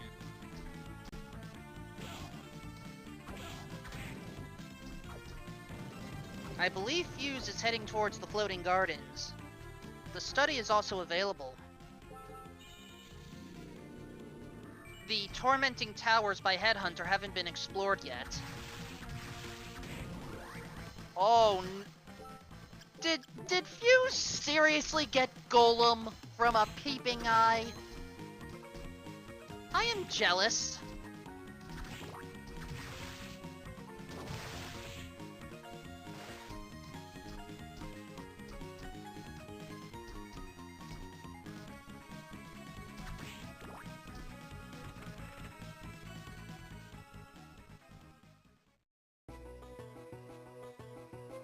Anyway, my jealousy aside, welcome to the Floating Gardens.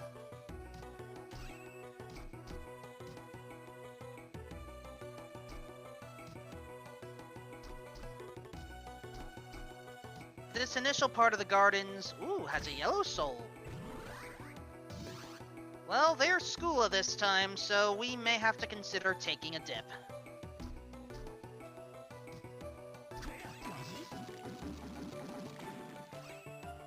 But the rest of what I was going to say, the Floating Gardens are interesting in that they don't really connect anywhere.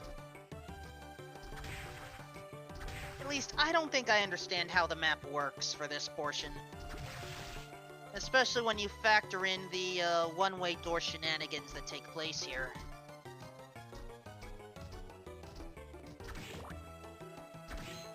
Starting off with cream soda, not what we're after.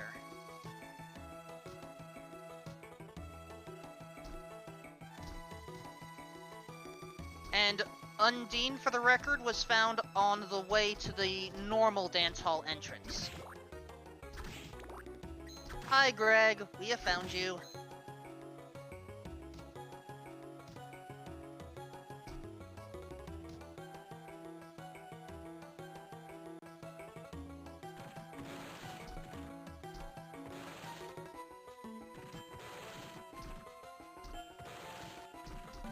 Alright, Fuse was successful at getting up there. We have a yellow soul. Skeleton Knight.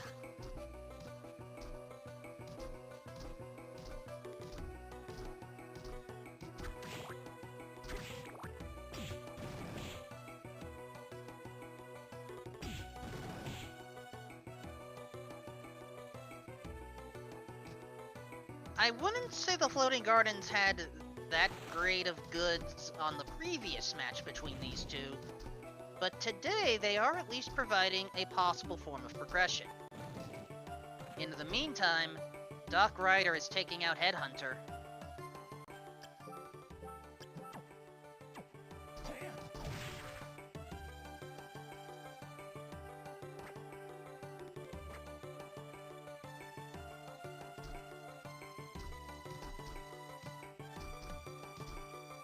And Headhunter is down, with grapes being the final reward in the Floating Gardens.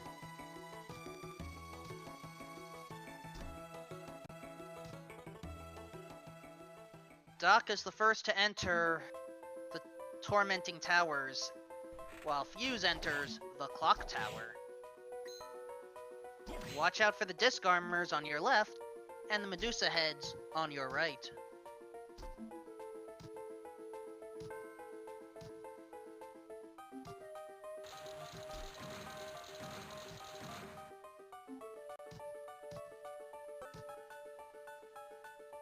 Interesting, Fuse did not go for the save point, while Doc finds the third book.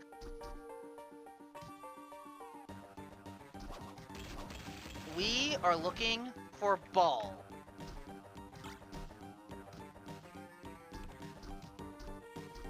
We have found Ball.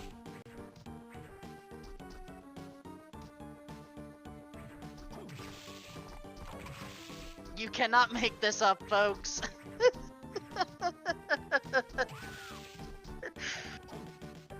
Forgive me for the minor corpsing there.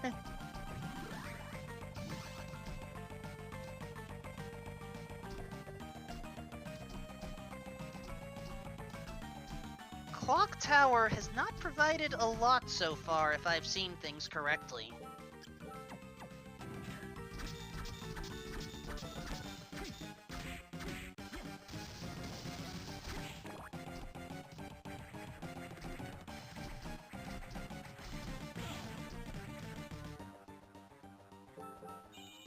In Game 1, Fuse struggled a little bit with death for the first time. We may have the weapons, but we don't have the armor.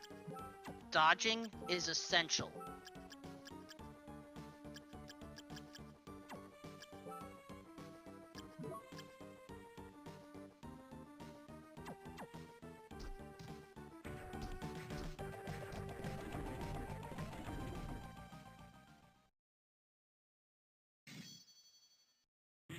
Fair question from chat. Can the bosses be time stopped?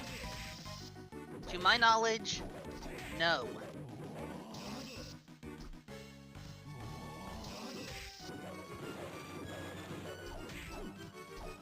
Death is taken out in 2 phases, technically. The first phase, take out the scythe.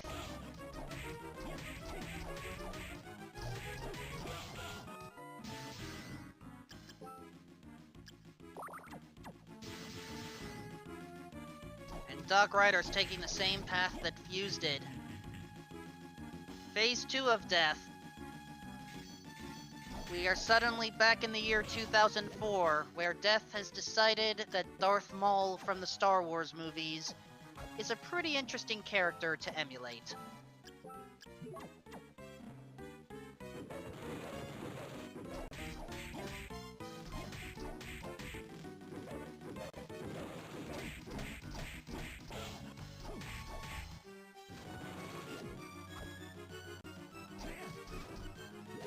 Doc now has Skula.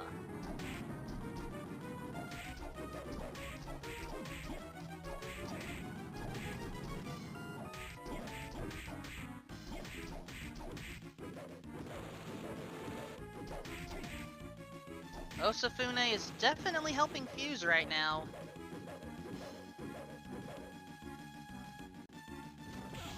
Uh-oh.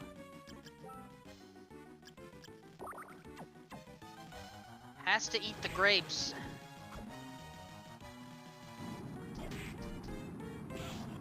Jump too soon, but can still take no more hits. Drinks the tea. And Death is defeated. The bonus soul. Creaking Skull. This soul may be required. And even if it's not, having a backhand is certainly nice. And okay, Dark Rider will not have to be too jealous. We at least get Minotaur, so it's not like we have to worry about missing out on 4 strength. Much.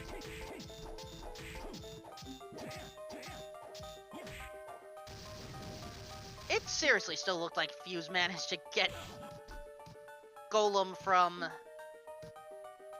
Peeping Eye. It's like, you never get souls from Peeping Eye.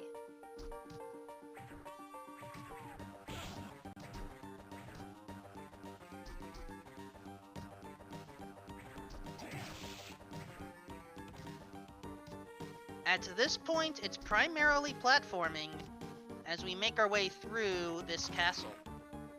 And okay, Fuse is now heading to that save point. Good idea.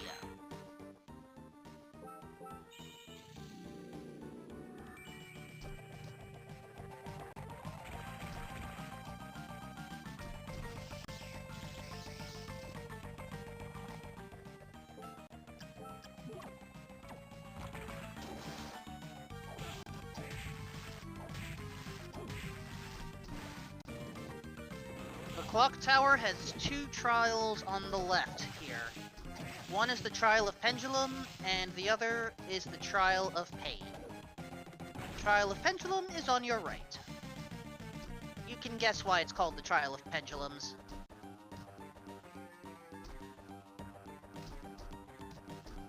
And a tear of blood awaits.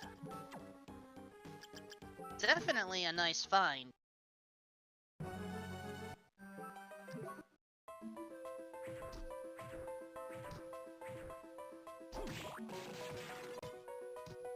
The Trial of Pain, much easier to deal with when you have Skeleton Blaze.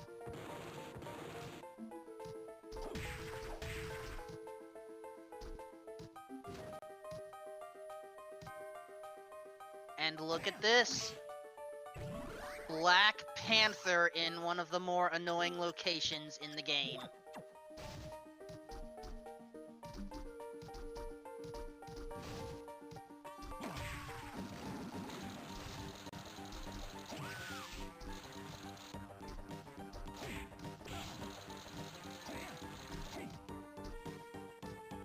Of course, we have to get out of there.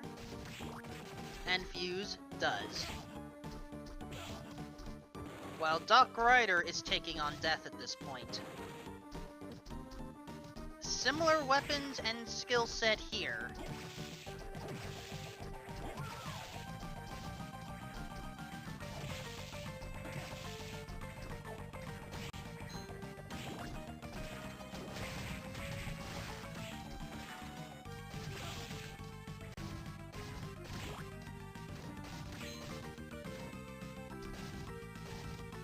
Doc Ryder already on phase 2, while Fuse? That is a very strange map to look at. Fuse hasn't entered the chapel yet.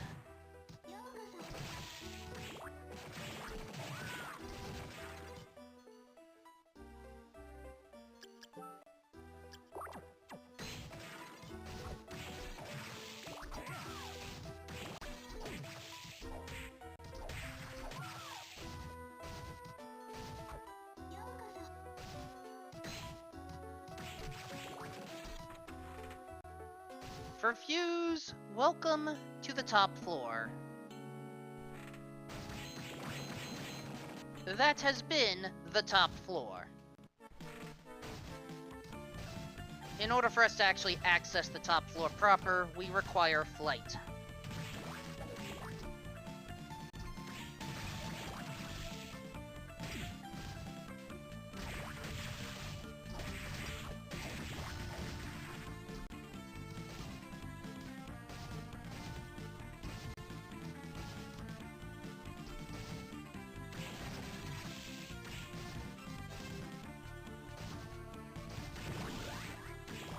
Fuse is deciding...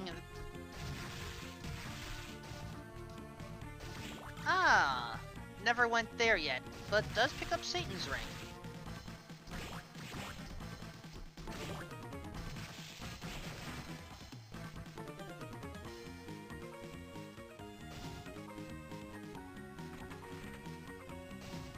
Doc Ryder now has the Tear of Blood, while Fuse has entered the chapel.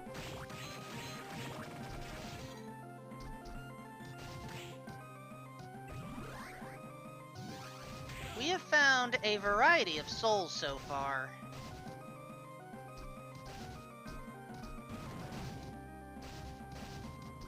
Fortunately, we already know what we need for one characteristic.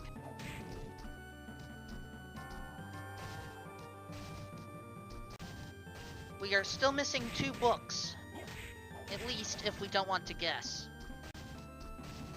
Considering the souls that we've found so far, though, it would be a 1 in 16 shot. I do not like those odds.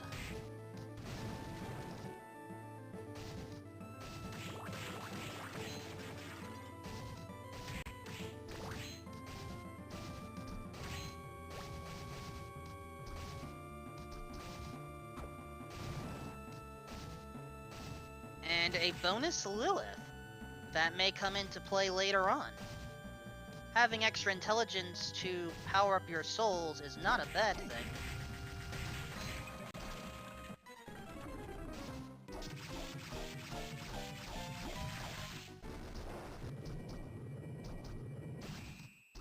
No, that is true. Ball does power up the intelligence a little more.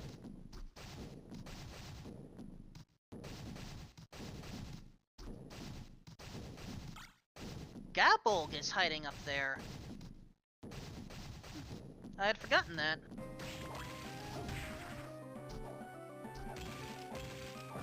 It looks like Doc wants to get his feet wet. I did not get to talk too much about the underground portions in the previous game because of, well, we technically didn't have to come here. Now, though, welcome properly to the underground reservoir. We have some tasty meat available. It's decently cooked, room temperature. At least I hope that's how people like meat around here, because I don't know where any of the stoves are.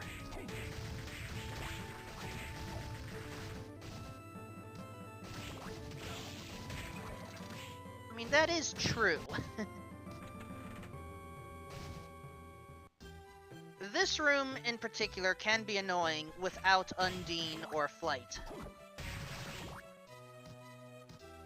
In the meantime, not only is Fuse the first to enter the study, we have multiple folks joining us.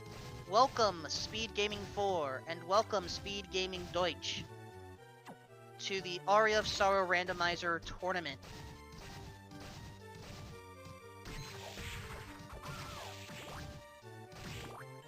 We are in Game 2 of a best-of-3 series between Darkrider, who just found Dracula's tunic, nice, and Fuse, who has to win Game 2 in order for us to have a Game 3.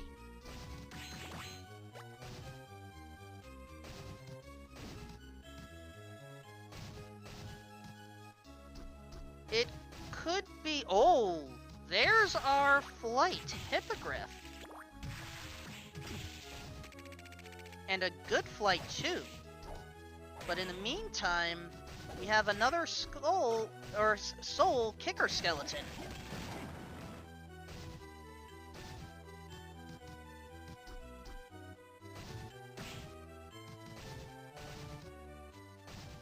Now, Fuse may be looking for Undine or Skula right now, but the thing is, that's located in the normal way of entering the dance hall. And right now, I don't know when Fuse is going... Ah, okay, Fuse is looking for Undine then, thank you. In the meantime, White Dragon we don't need, but at least we have located it. The backdash room has our blue book. Someone who sold their soul. The Shadow Knight. We are missing Shadow Knight.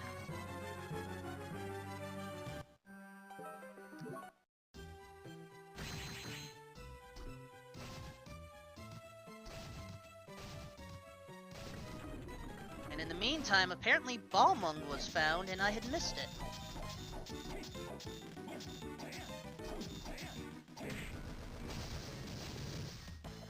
And Fuse has unlocked the shop. I have heard that Hammer could have our book.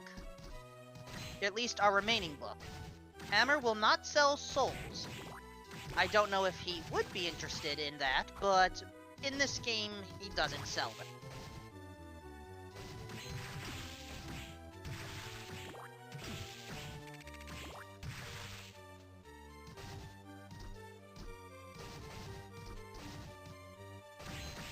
That is correct, chat. We do not know what we need for the red soul yet. We are still searching.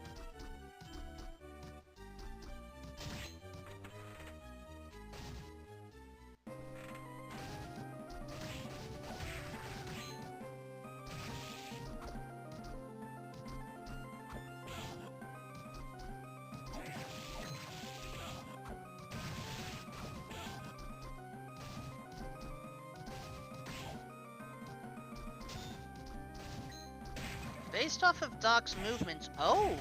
Sliding to check this! There is our third book!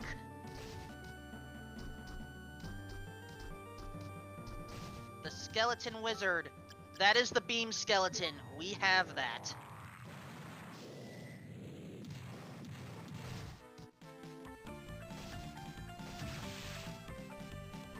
And yes, it is Beam Skeleton, also known as the Nova Skeleton. In the meantime, Fuse is interested in purchasing. Well, let's sell what we have first. We have collected a lot of weapons so far.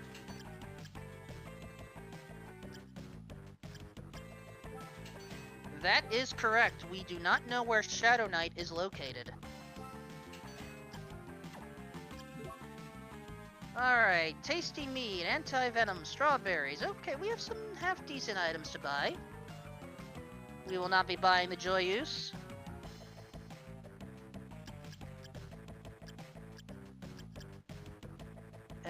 While Orlock's suit is available, it is not worth purchasing here.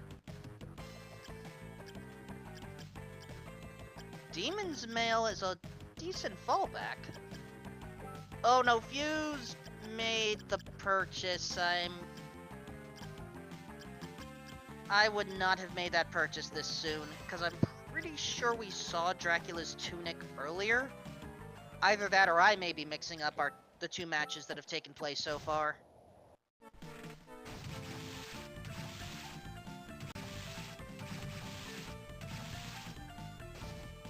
Who was that got struck down?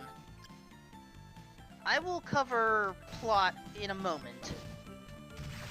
Oh, Killer Doll is a nice find. It's a great electric-powered soul. I sometimes use it against one of the later bosses in this game. And a Succubus was also found, and Fuse has finally found where Undine is located.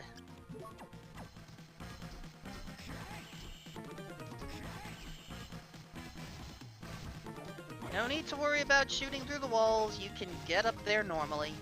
Just have to take out a few more enemies, that's all.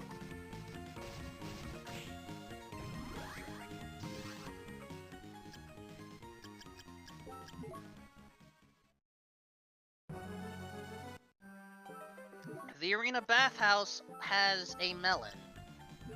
Interesting choice of fruit there.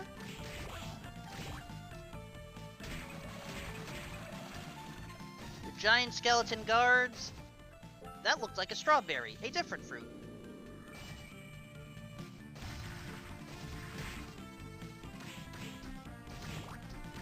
And Doc Ryder is now in the 3 trials. As Fuse picks up Duraga. That was missed by both of our runners, but in this case we don't need to worry about that one. Doc trying to hurry through this trial of patience here. This ball and chain will not go as fast as you want it to.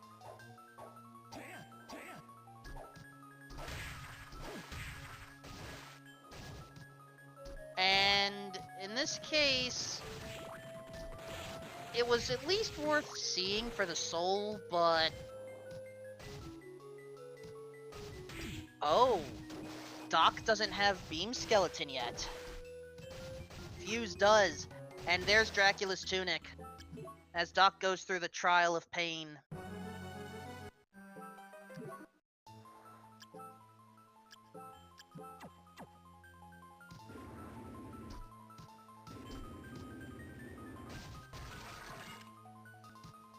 Oh, there's a yellow soul there, but fortunately Doc remembered to, Oh, okay, Doc is resetting that entirely to go back in.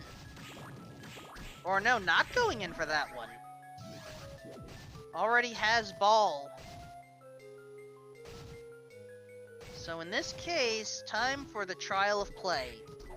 Some call this the trial of Simon Says, some call this the trial of Bamani. Some call it the trial of where is my giant bat so I can clip through the wall.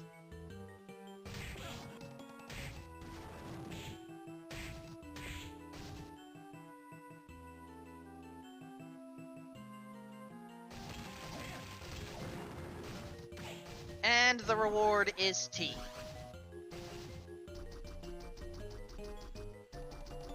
Was it worth it? You be the judge. Anyway, time to take out the giant bat. Psych. I cannot do a good psych, I admit that. Here is Balor. And we have decided to give Balor an extra hand. Skeleton hand from Creaking Skull, that is.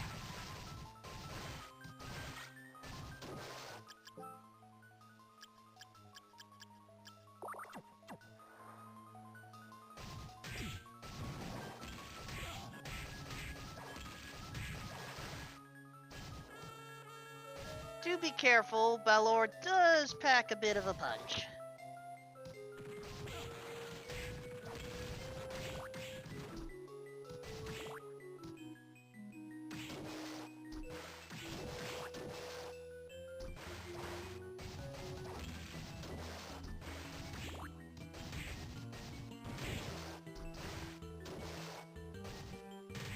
Doc has to be careful. There we go. Balor is down. The reward? Grunting.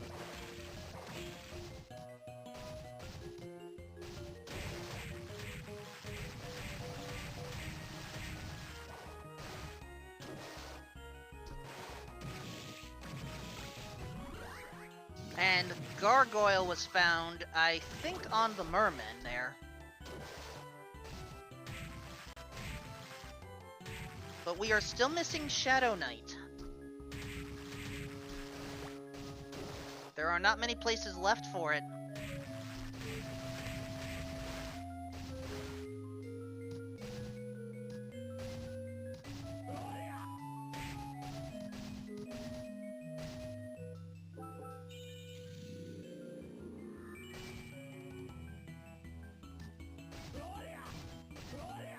Now I'm curious about Doc's routing here. Ah, top floor potentially. As Fuse finds the red book.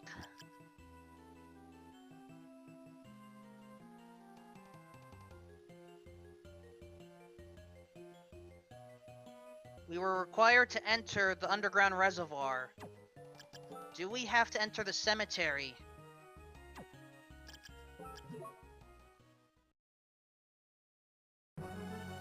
Do we have to enter the forbidden area?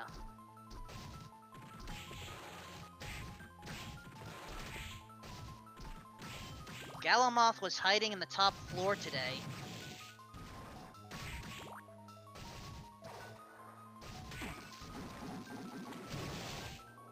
Remember, our runners are still looking for Shadow Knight.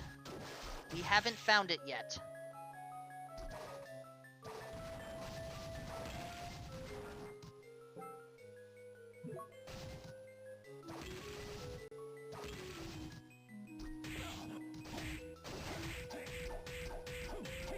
Doc does need to be careful with that health, though.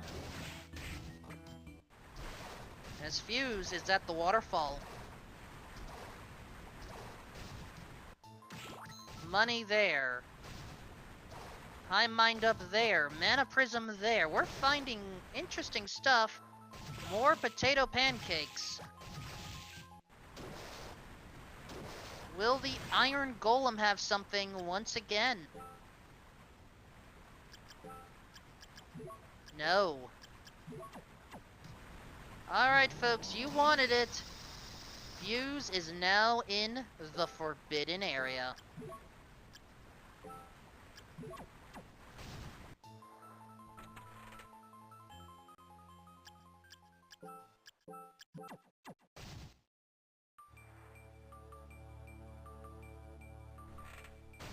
The forbidden area. No save points. No warps. The only two exits out are early on. There are two items. One hidden in a wall. One out in the open.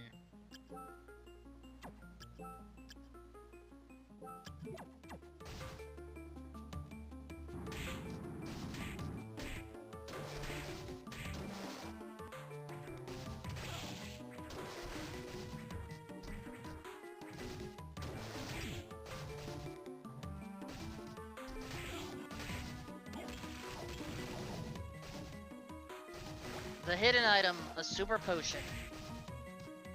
While it is a nice find, that is not what we are looking for.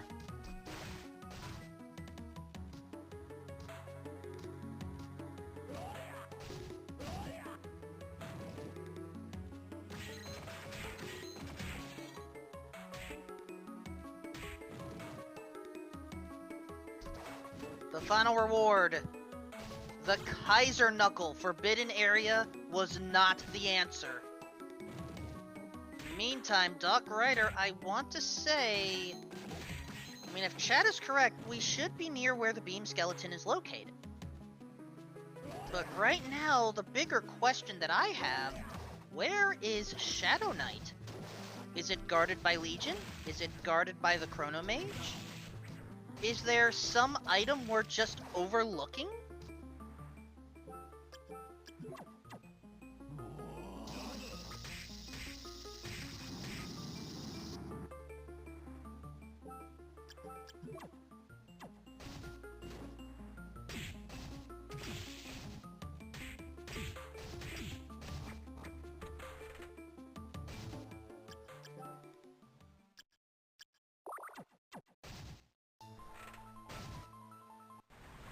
Oh, you are right. The devil was found there. I forgot. It cannot be behind Chrono Mage. It may be the underground cemetery.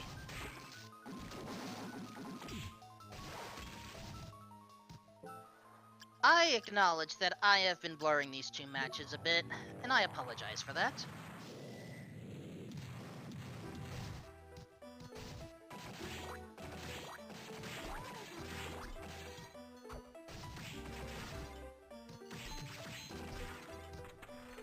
But yes, we may have to go to the cemetery as Doc Ryder unlocks the shop.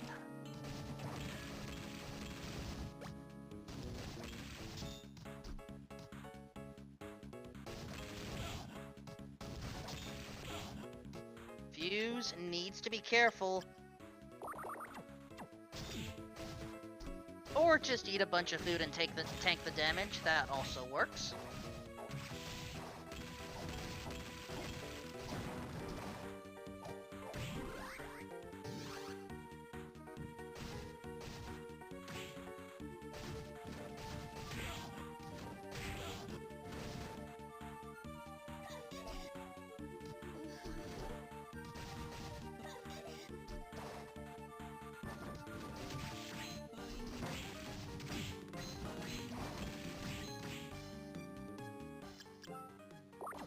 All I know is we are running out of locations. This is not as easy of a seed as the previous one. But at the same time, because we've had to explore more, our runners' levels may very well be higher, which should make the final combat a little bit easier to handle.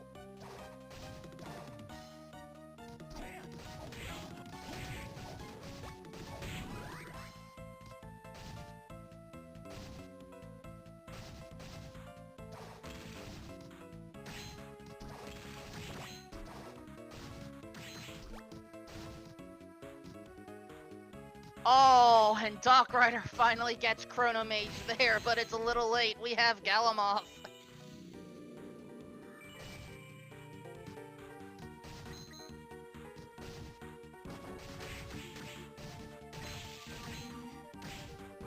So we are just looking for Shadow Knight. And I genuinely believe the only area we haven't really seen is the underground cemetery. The first runner that gets there will have an advantage. Unless Doc Ryder is thinking it may be up in this ceiling. Nope. Not a bad thought, though.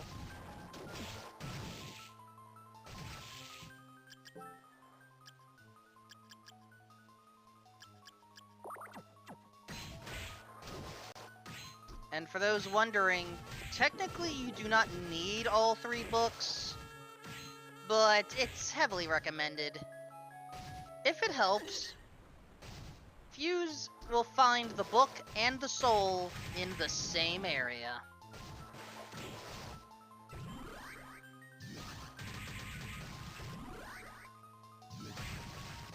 And yeah, the Storm Tower, aka the Torment Tower, whatever you call it, that is where we will find Ball and Book.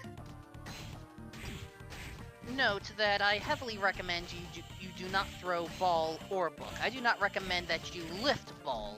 Lift the Book all you want, but not Ball.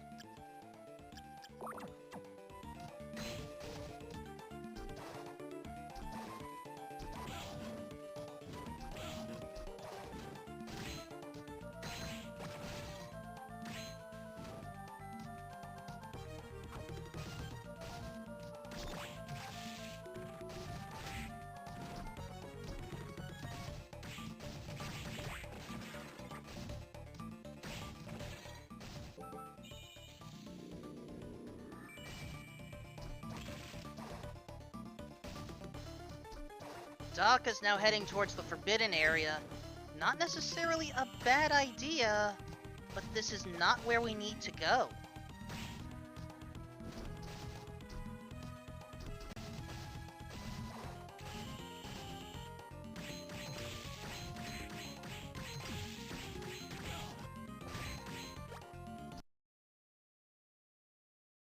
Fuse was not happy with those rewards.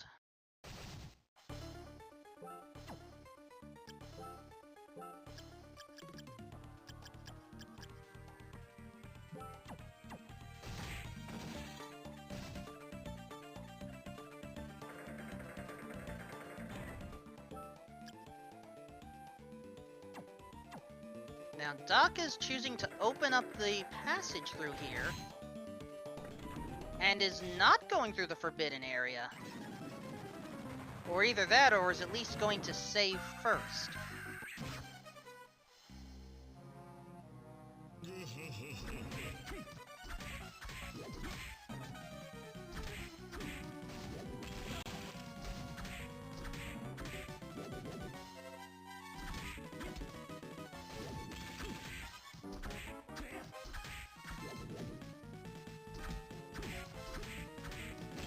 Fuse is taking out Valor right now.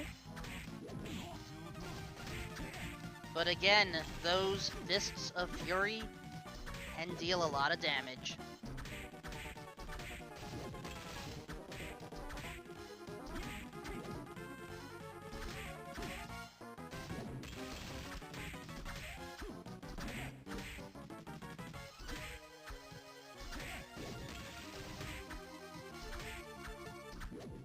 Oh! Knuckles sandwiched. Once the other eye opens, the fists go away. And the lasers come out.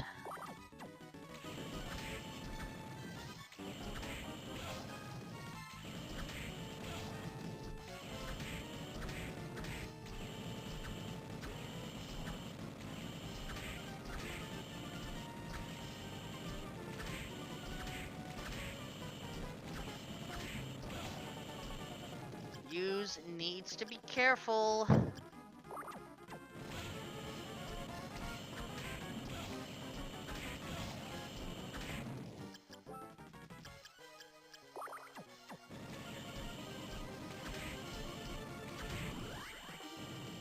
And there we go. In the meantime, Doc Rider finds Dainsleff before entering the cemetery. There are 4 items in the cemetery, but only one is unguarded. Relatively.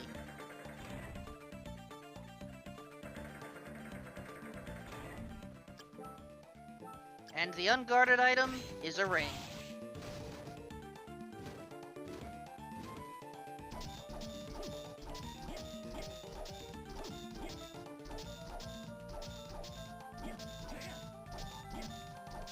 The remaining items are guarded by this creature. We are one. We are many. We are Legion.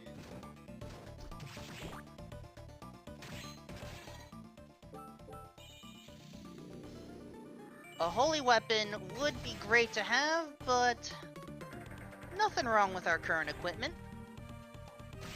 Oh, I appreciated the rush idea. But we have to get back a little bit more in order for it to be effective.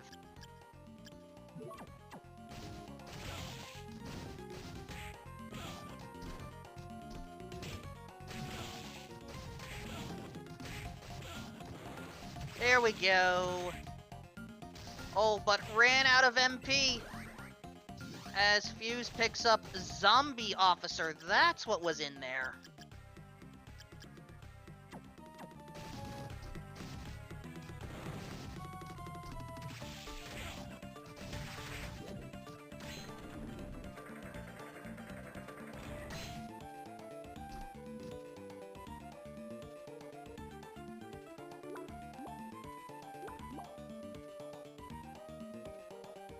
Legion is defeated. The 3 items. There we go, folks. Shadow Knight was hiding behind Legion. And so was Giant Bat if you wanted to spend MP for flight.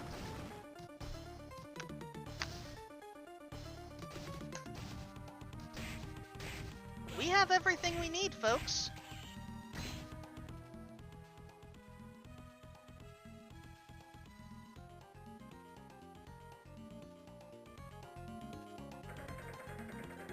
So all we have to do is deal with the final bosses to get the good ending. There are 3 endings to this game, but only the good one counts for tournament purposes.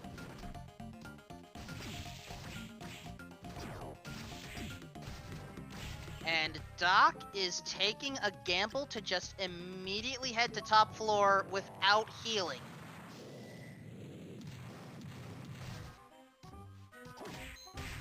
No healing, no shopping.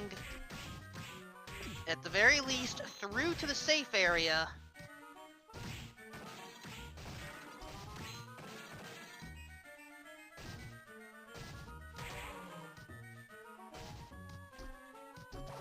But yes, here we are. As Soma Cruz is up against Teddy Graham? You may be wondering, why are we fighting this interesting, sharply dressed man that's trying to fly like a demon here? Okay, so a little bit of backstory here. Teddy Graham was born on the night that Dracula was sealed in a lunar eclipse in the year 1999. As such, Teddy Graham here believes that he is the reincarnation of Dracula.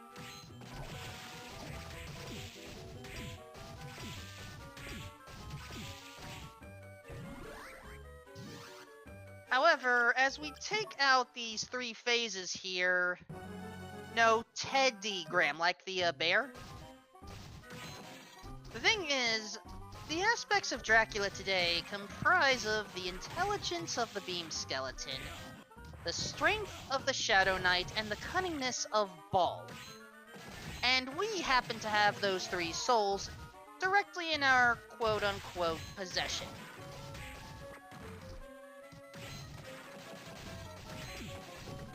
So how do you know that you're on the path for the good ending?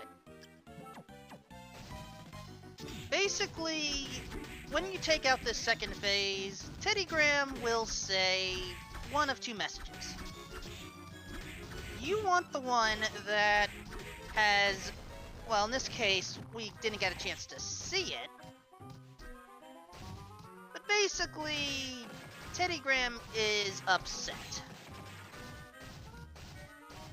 You end up fighting this 3rd phase regardless, but try to get the right combination on the first go.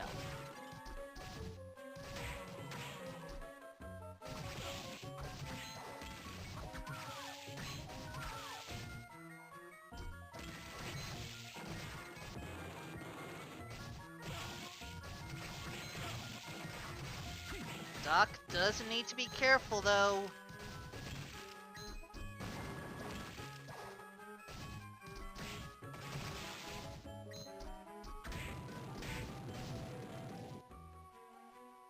This is not a time to be comboed by these hands. There we go. With that, Teddy Graham has been defeated, and, Soma Cruz is Dracula all along. But hey, we get to wear some nice Eversing armor, so hooray?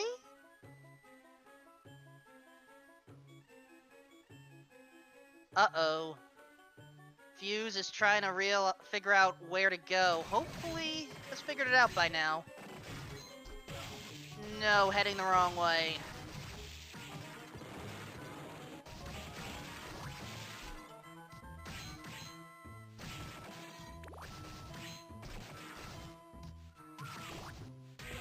So, I need to at least go over the plot a little bit here. Okay, I know the name is technically Graham Jones, but Teddy Graham is a little bit more fun within the community here. That is one of the characters here. We have some other characters here. We have Genya Arikado, who sounds like another famous Castlevania character. You know who he is, and yes, there is something important about that. There is Yoko Belnades, who is a member of one of the religious houses.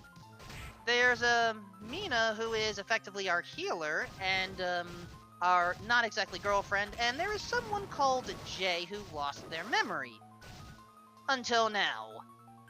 Jay is short for Julius Belmont. We are Soma Cruz, who happens to be Dracula. Insert requisite battle here.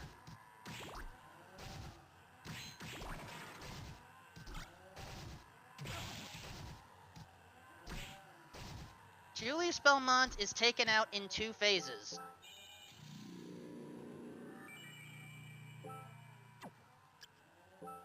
The first phase involves dashes, jump kicks, slides, and the vampire killer.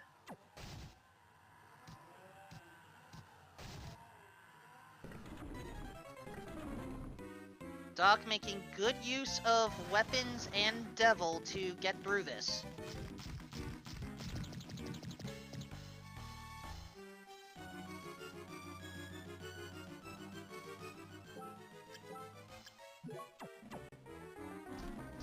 And Fuse right now taking on Legion, which is necessary today.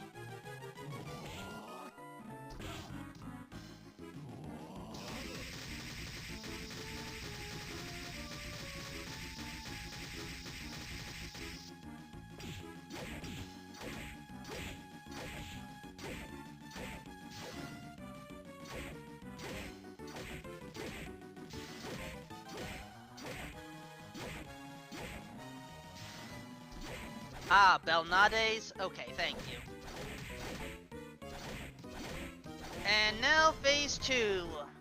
As we see the Grand Cross unleashed, Julius is now ready to use the sub-weapons. The axe, the cross, and the holy water.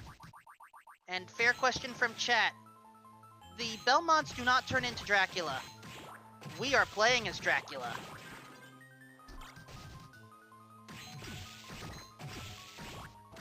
As we welcome SpeedGaming 2, here for Game 2 of the Aria of Sorrow Randomizer tournament match.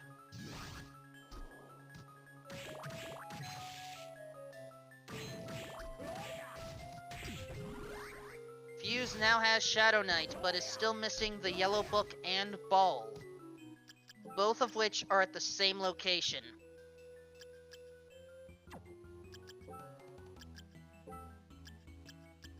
But Doc Ryder has taken out Julius, and is now in the Chaotic Realm, not even bothering to save at the start. There are only 3 save points in this linear progression through Sepia Tone Memory. Ooh, Muramasa! Now that's a good find if we like our double hits.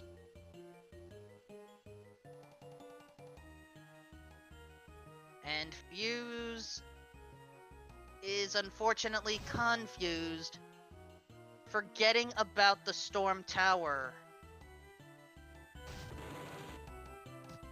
Hopefully remembering now.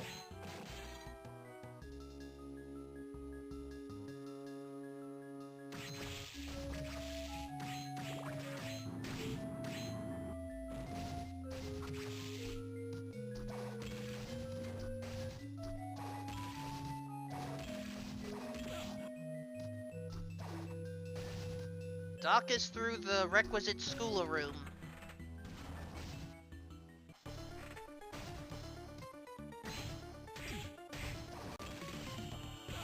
There was some armor that was passed up on, then again, we have Eversing. Not much will replace it.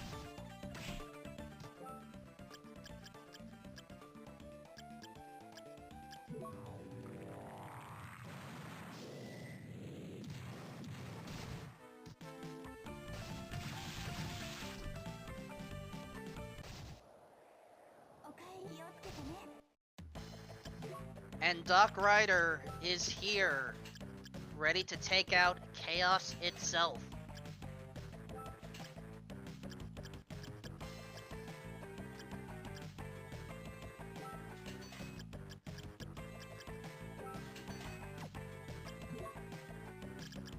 Chaos is taken out in 2 phases. Phase 1, you become soulless. Not literally, as in your actual soul, but the souls that you have dominance over. The 3 statues have them, and will use their essence to attack you. The red one, projectiles. The blue one, a charge attack. The yellow one, mana drain.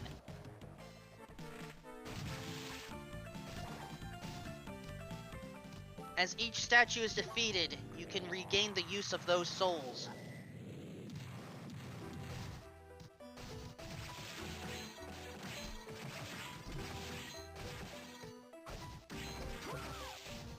Fuse realized where he has to go, but Doc Ryder is already in phase 2.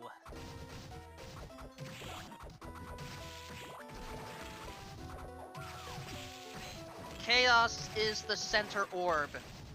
However, its defenses are strengthened for every corner eye still alive.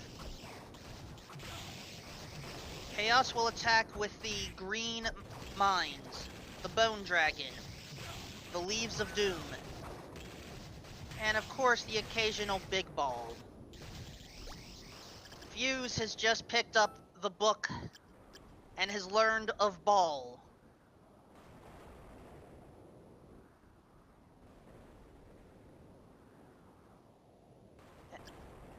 And Fuse is wondering, okay, where is ball? I don't have ball. Where is ball? There is ball. Fuse is in go mode.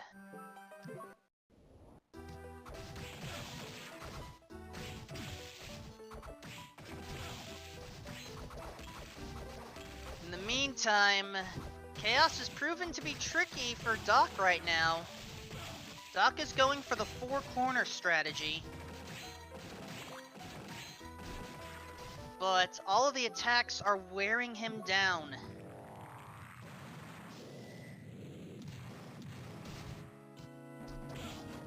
The food situation is better, but...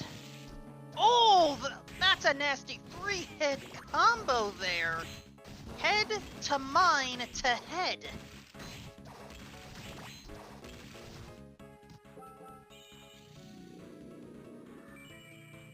But at this point, it should be smooth sailing.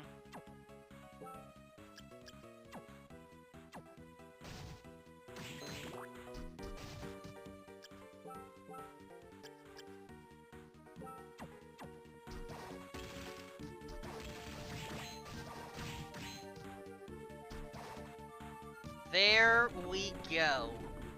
While Fuse is taking out Teddy Graham, Doc Jones, or Doc Ryder, now I'm mixing up all the names, I apologize. Doc Ryder is Dracula in peace. Finishing this best of 3 series with an official SRL time of 1 hour, 10 minutes, 38 seconds. Get your GGs out in chat, folks.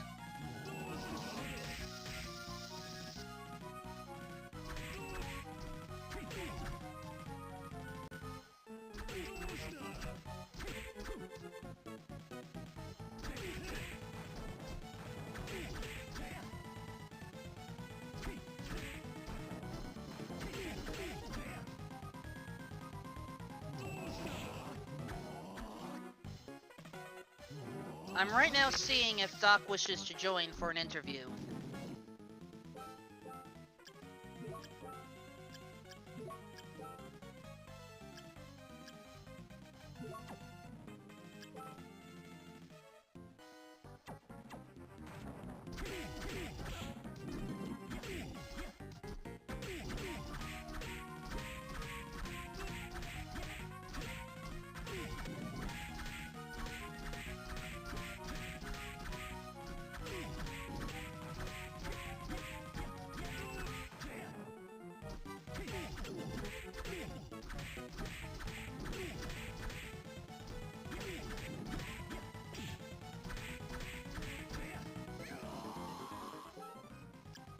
Fuse is ready for Phase 3.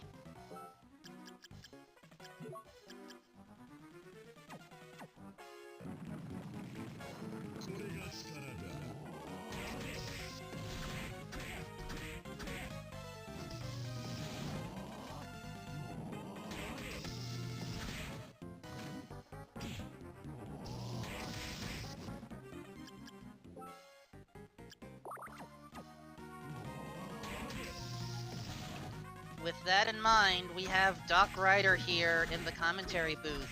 GG. Thank you. Thank. Well, these two matches were certainly opposites in their own ways. Well, I guess. So, I know the first seed, you and Fuse were talking a little bit in between the matches. Mhm.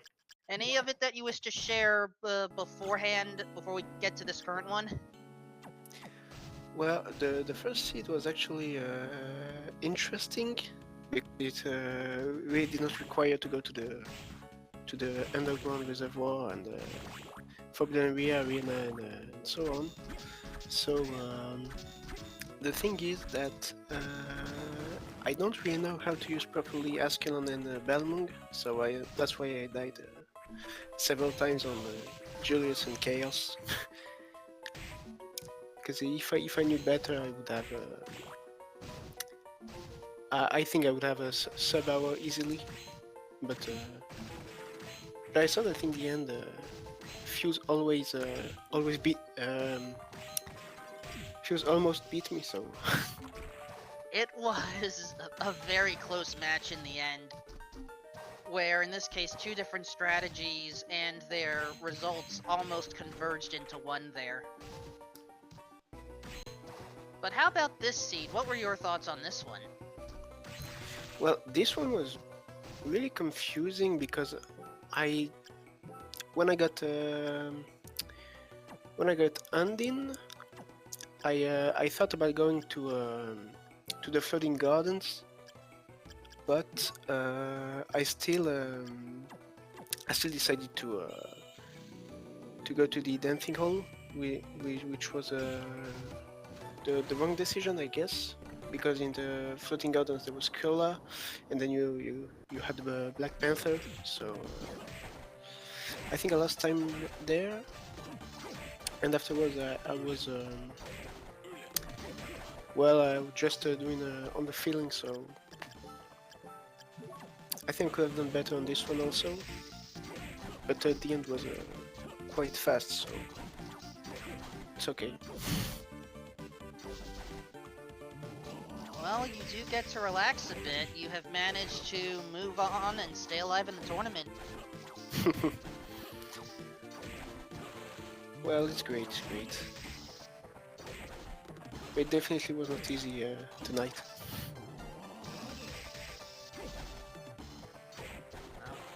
Again, you can relax. I know you said you wanted this to be a short interview, so I will not keep you any longer. Enjoy the rest of your weekend. Thank you, enjoy the weekend, you too. Bye. Enjoy.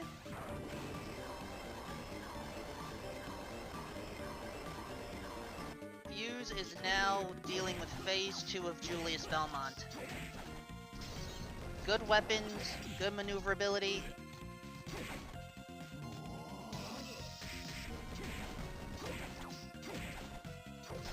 This one shouldn't take too much longer.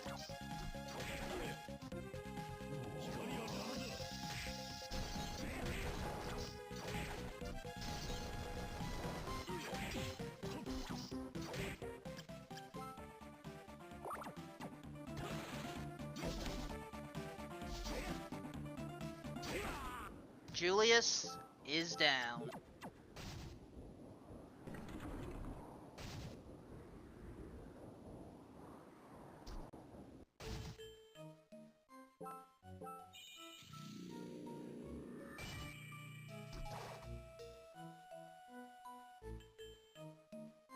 As before, the Chaotic Realm is a memory of what we've been through, all in sepia tone. Fuse passing on Muramasa. Interesting.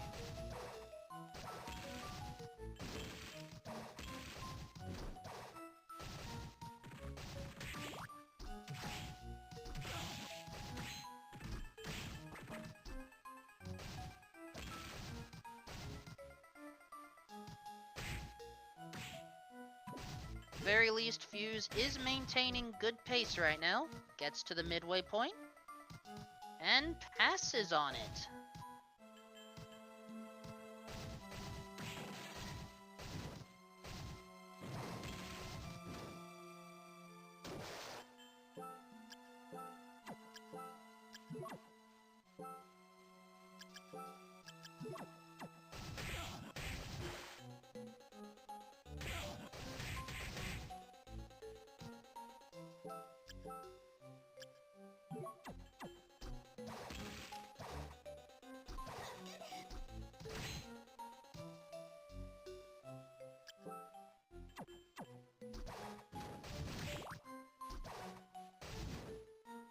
We are almost through. We have passed the last item. Just have to get through the remaining Shadow Knights, and we are ready for Chaos.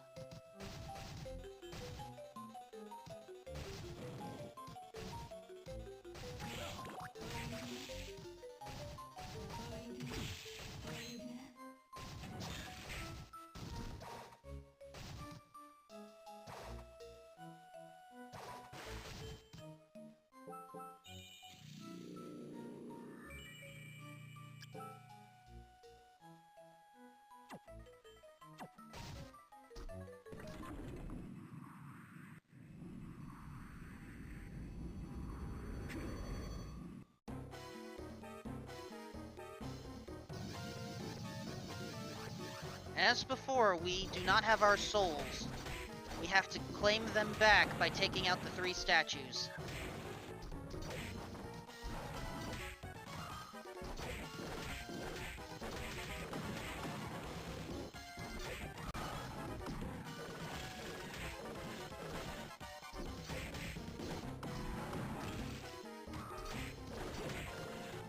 As far as which one to take out first, some like to take out the blue one because of its sudden charging.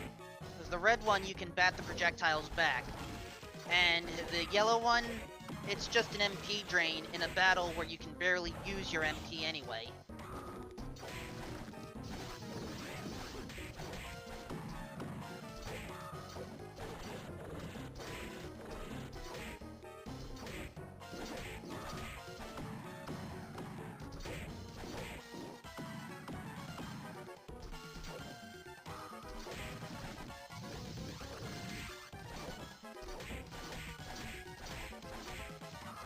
The final statue remains.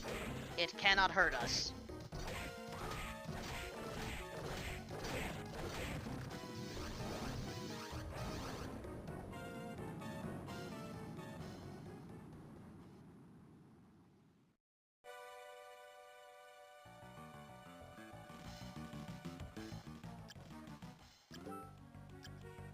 Fuse is now ready to take out the final orb.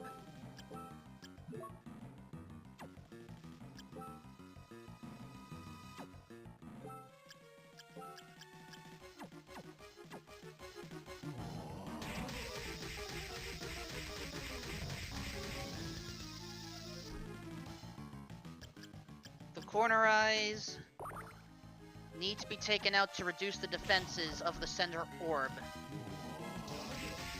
The green mines, if they attach to you, they will explode after a short delay. The bone dragon cannot be defeated. The leaves cannot be destroyed.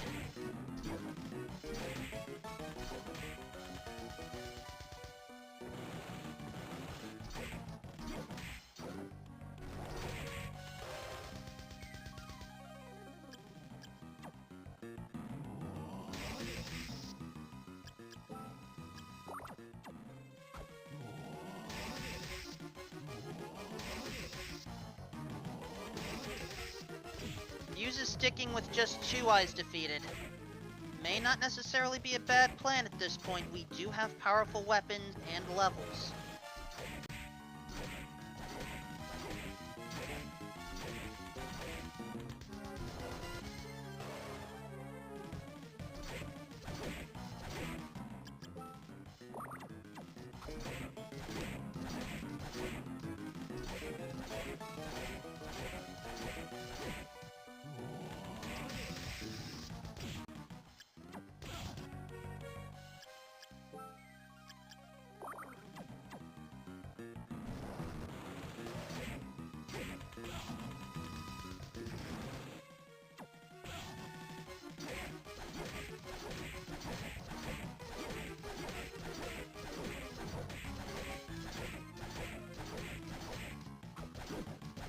Right now, Fuse's form is fine, but I am a little bit concerned about the health situation. I would heal now. It's possible I missed how much health and healing Fuse has right now. If Fuse is out of healing, okay, there we go. This is not a time to hoard healing items.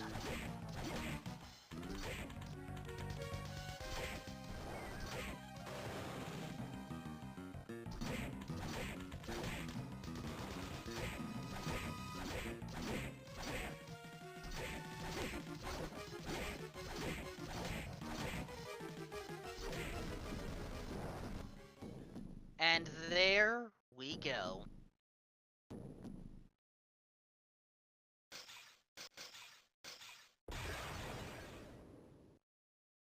Fuse finishes with an official SRL time of 1 hour, 24 minutes, 6 seconds.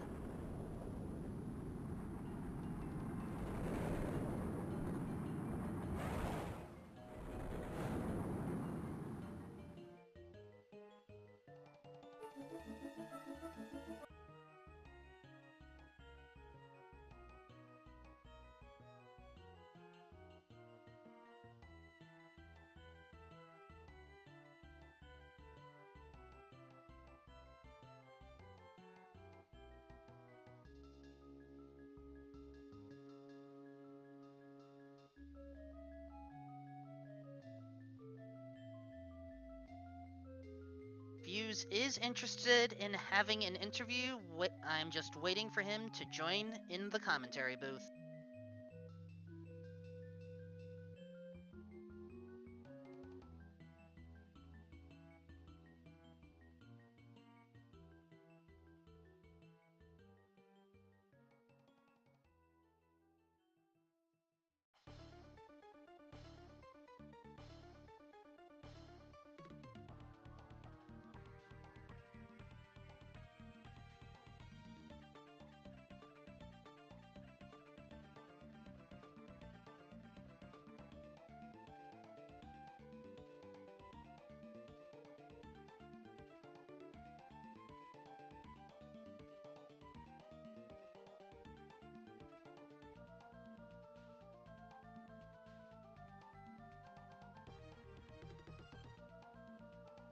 I will ask that you give us 1 moment. Need to make sure that the invite gets sent out properly.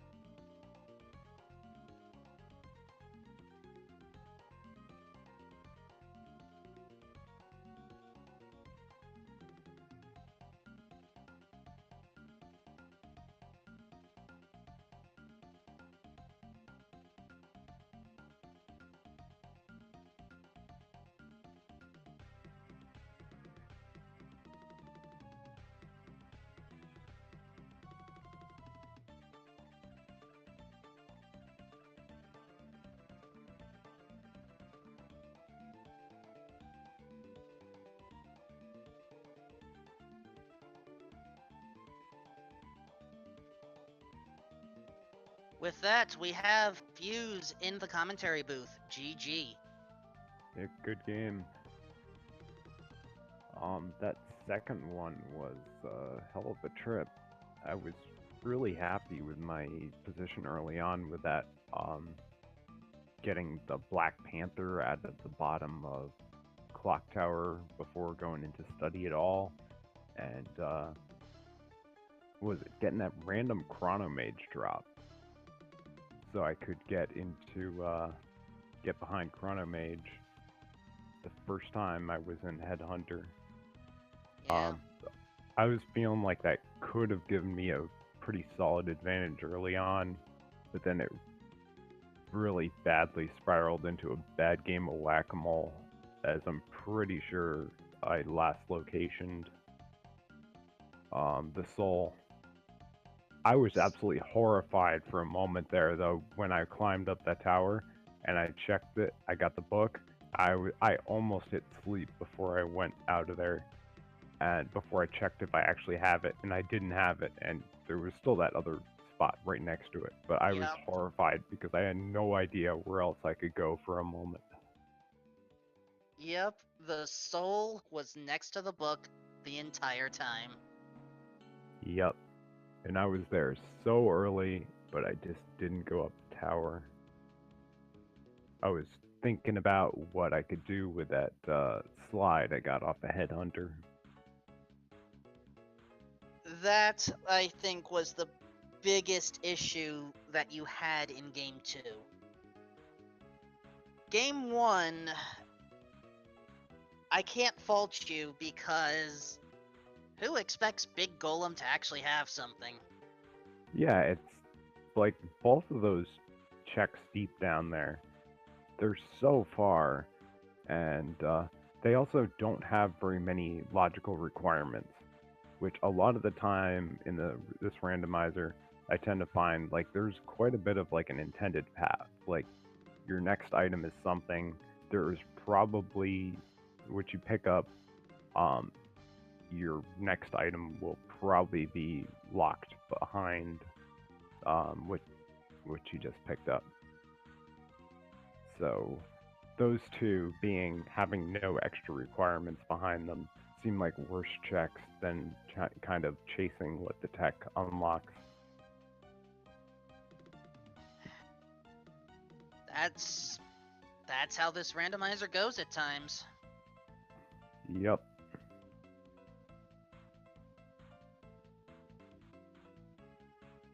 But at the very least, you gave it your all, but unfortunately, while you do survive the Castle in the Eclipse, you will not be welcomed back for the rest of the tournament. Yeah. I was reasonably happy that I was so close on the first one, because I really wasn't expecting that I had much of a chance at all. After watching the match of Jupiter versus Doc Ryder, I was just looking at it, I'm like, nope, I can't win against this. You actually almost did, because of it was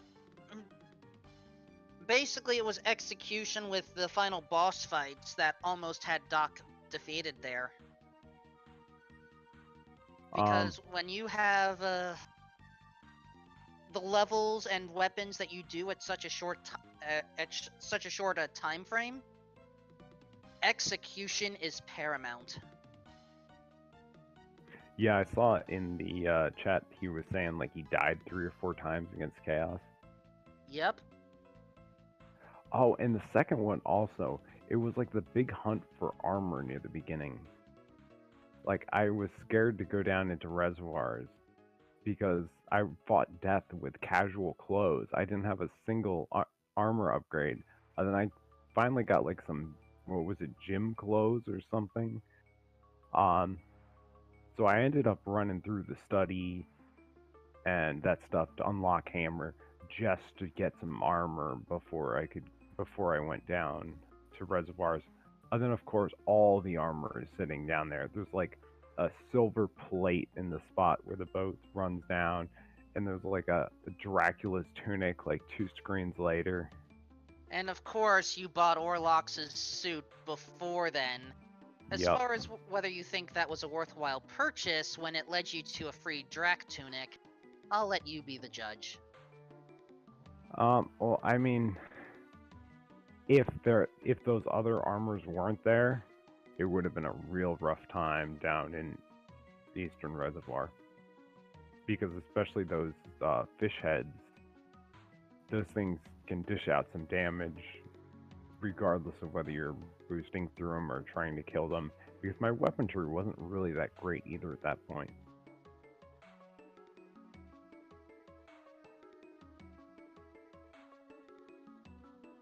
Again, that's how the Rando works at times, but we can't fault you for that. Yeah. You never know till you look. That is true. Still, relax. Maybe help out with some commentaries for the rest of the tournament if you can. And hopefully we'll get to see you around. Alright. Thank you. With that in mind, folks, please follow our two runners here, Doc Ryder and fusecv. If you think I did a decent job with communicating how it works through this castle, feel free to follow me as well.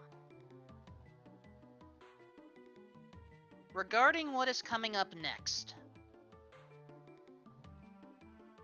right now we are still going through the Kirby Relay. I believe, actually I do not know what game is up next on that right now. But if you want some action immediately, the Super Mario Bros. 3 Randomizer Tournament, there's a match between DLP 316 and Tapatio J. I do not know when the next match for Castlevania Aria of Sorrow Randomizer is, but if you wish to find out, I would advise following twitch.tv/SpeedGaming, along with SpeedGaming 2 through 6, and don't forget to keep up to date with the schedule. With that in mind, folks, this has been Wolfman 2000, also known as Dance Dad.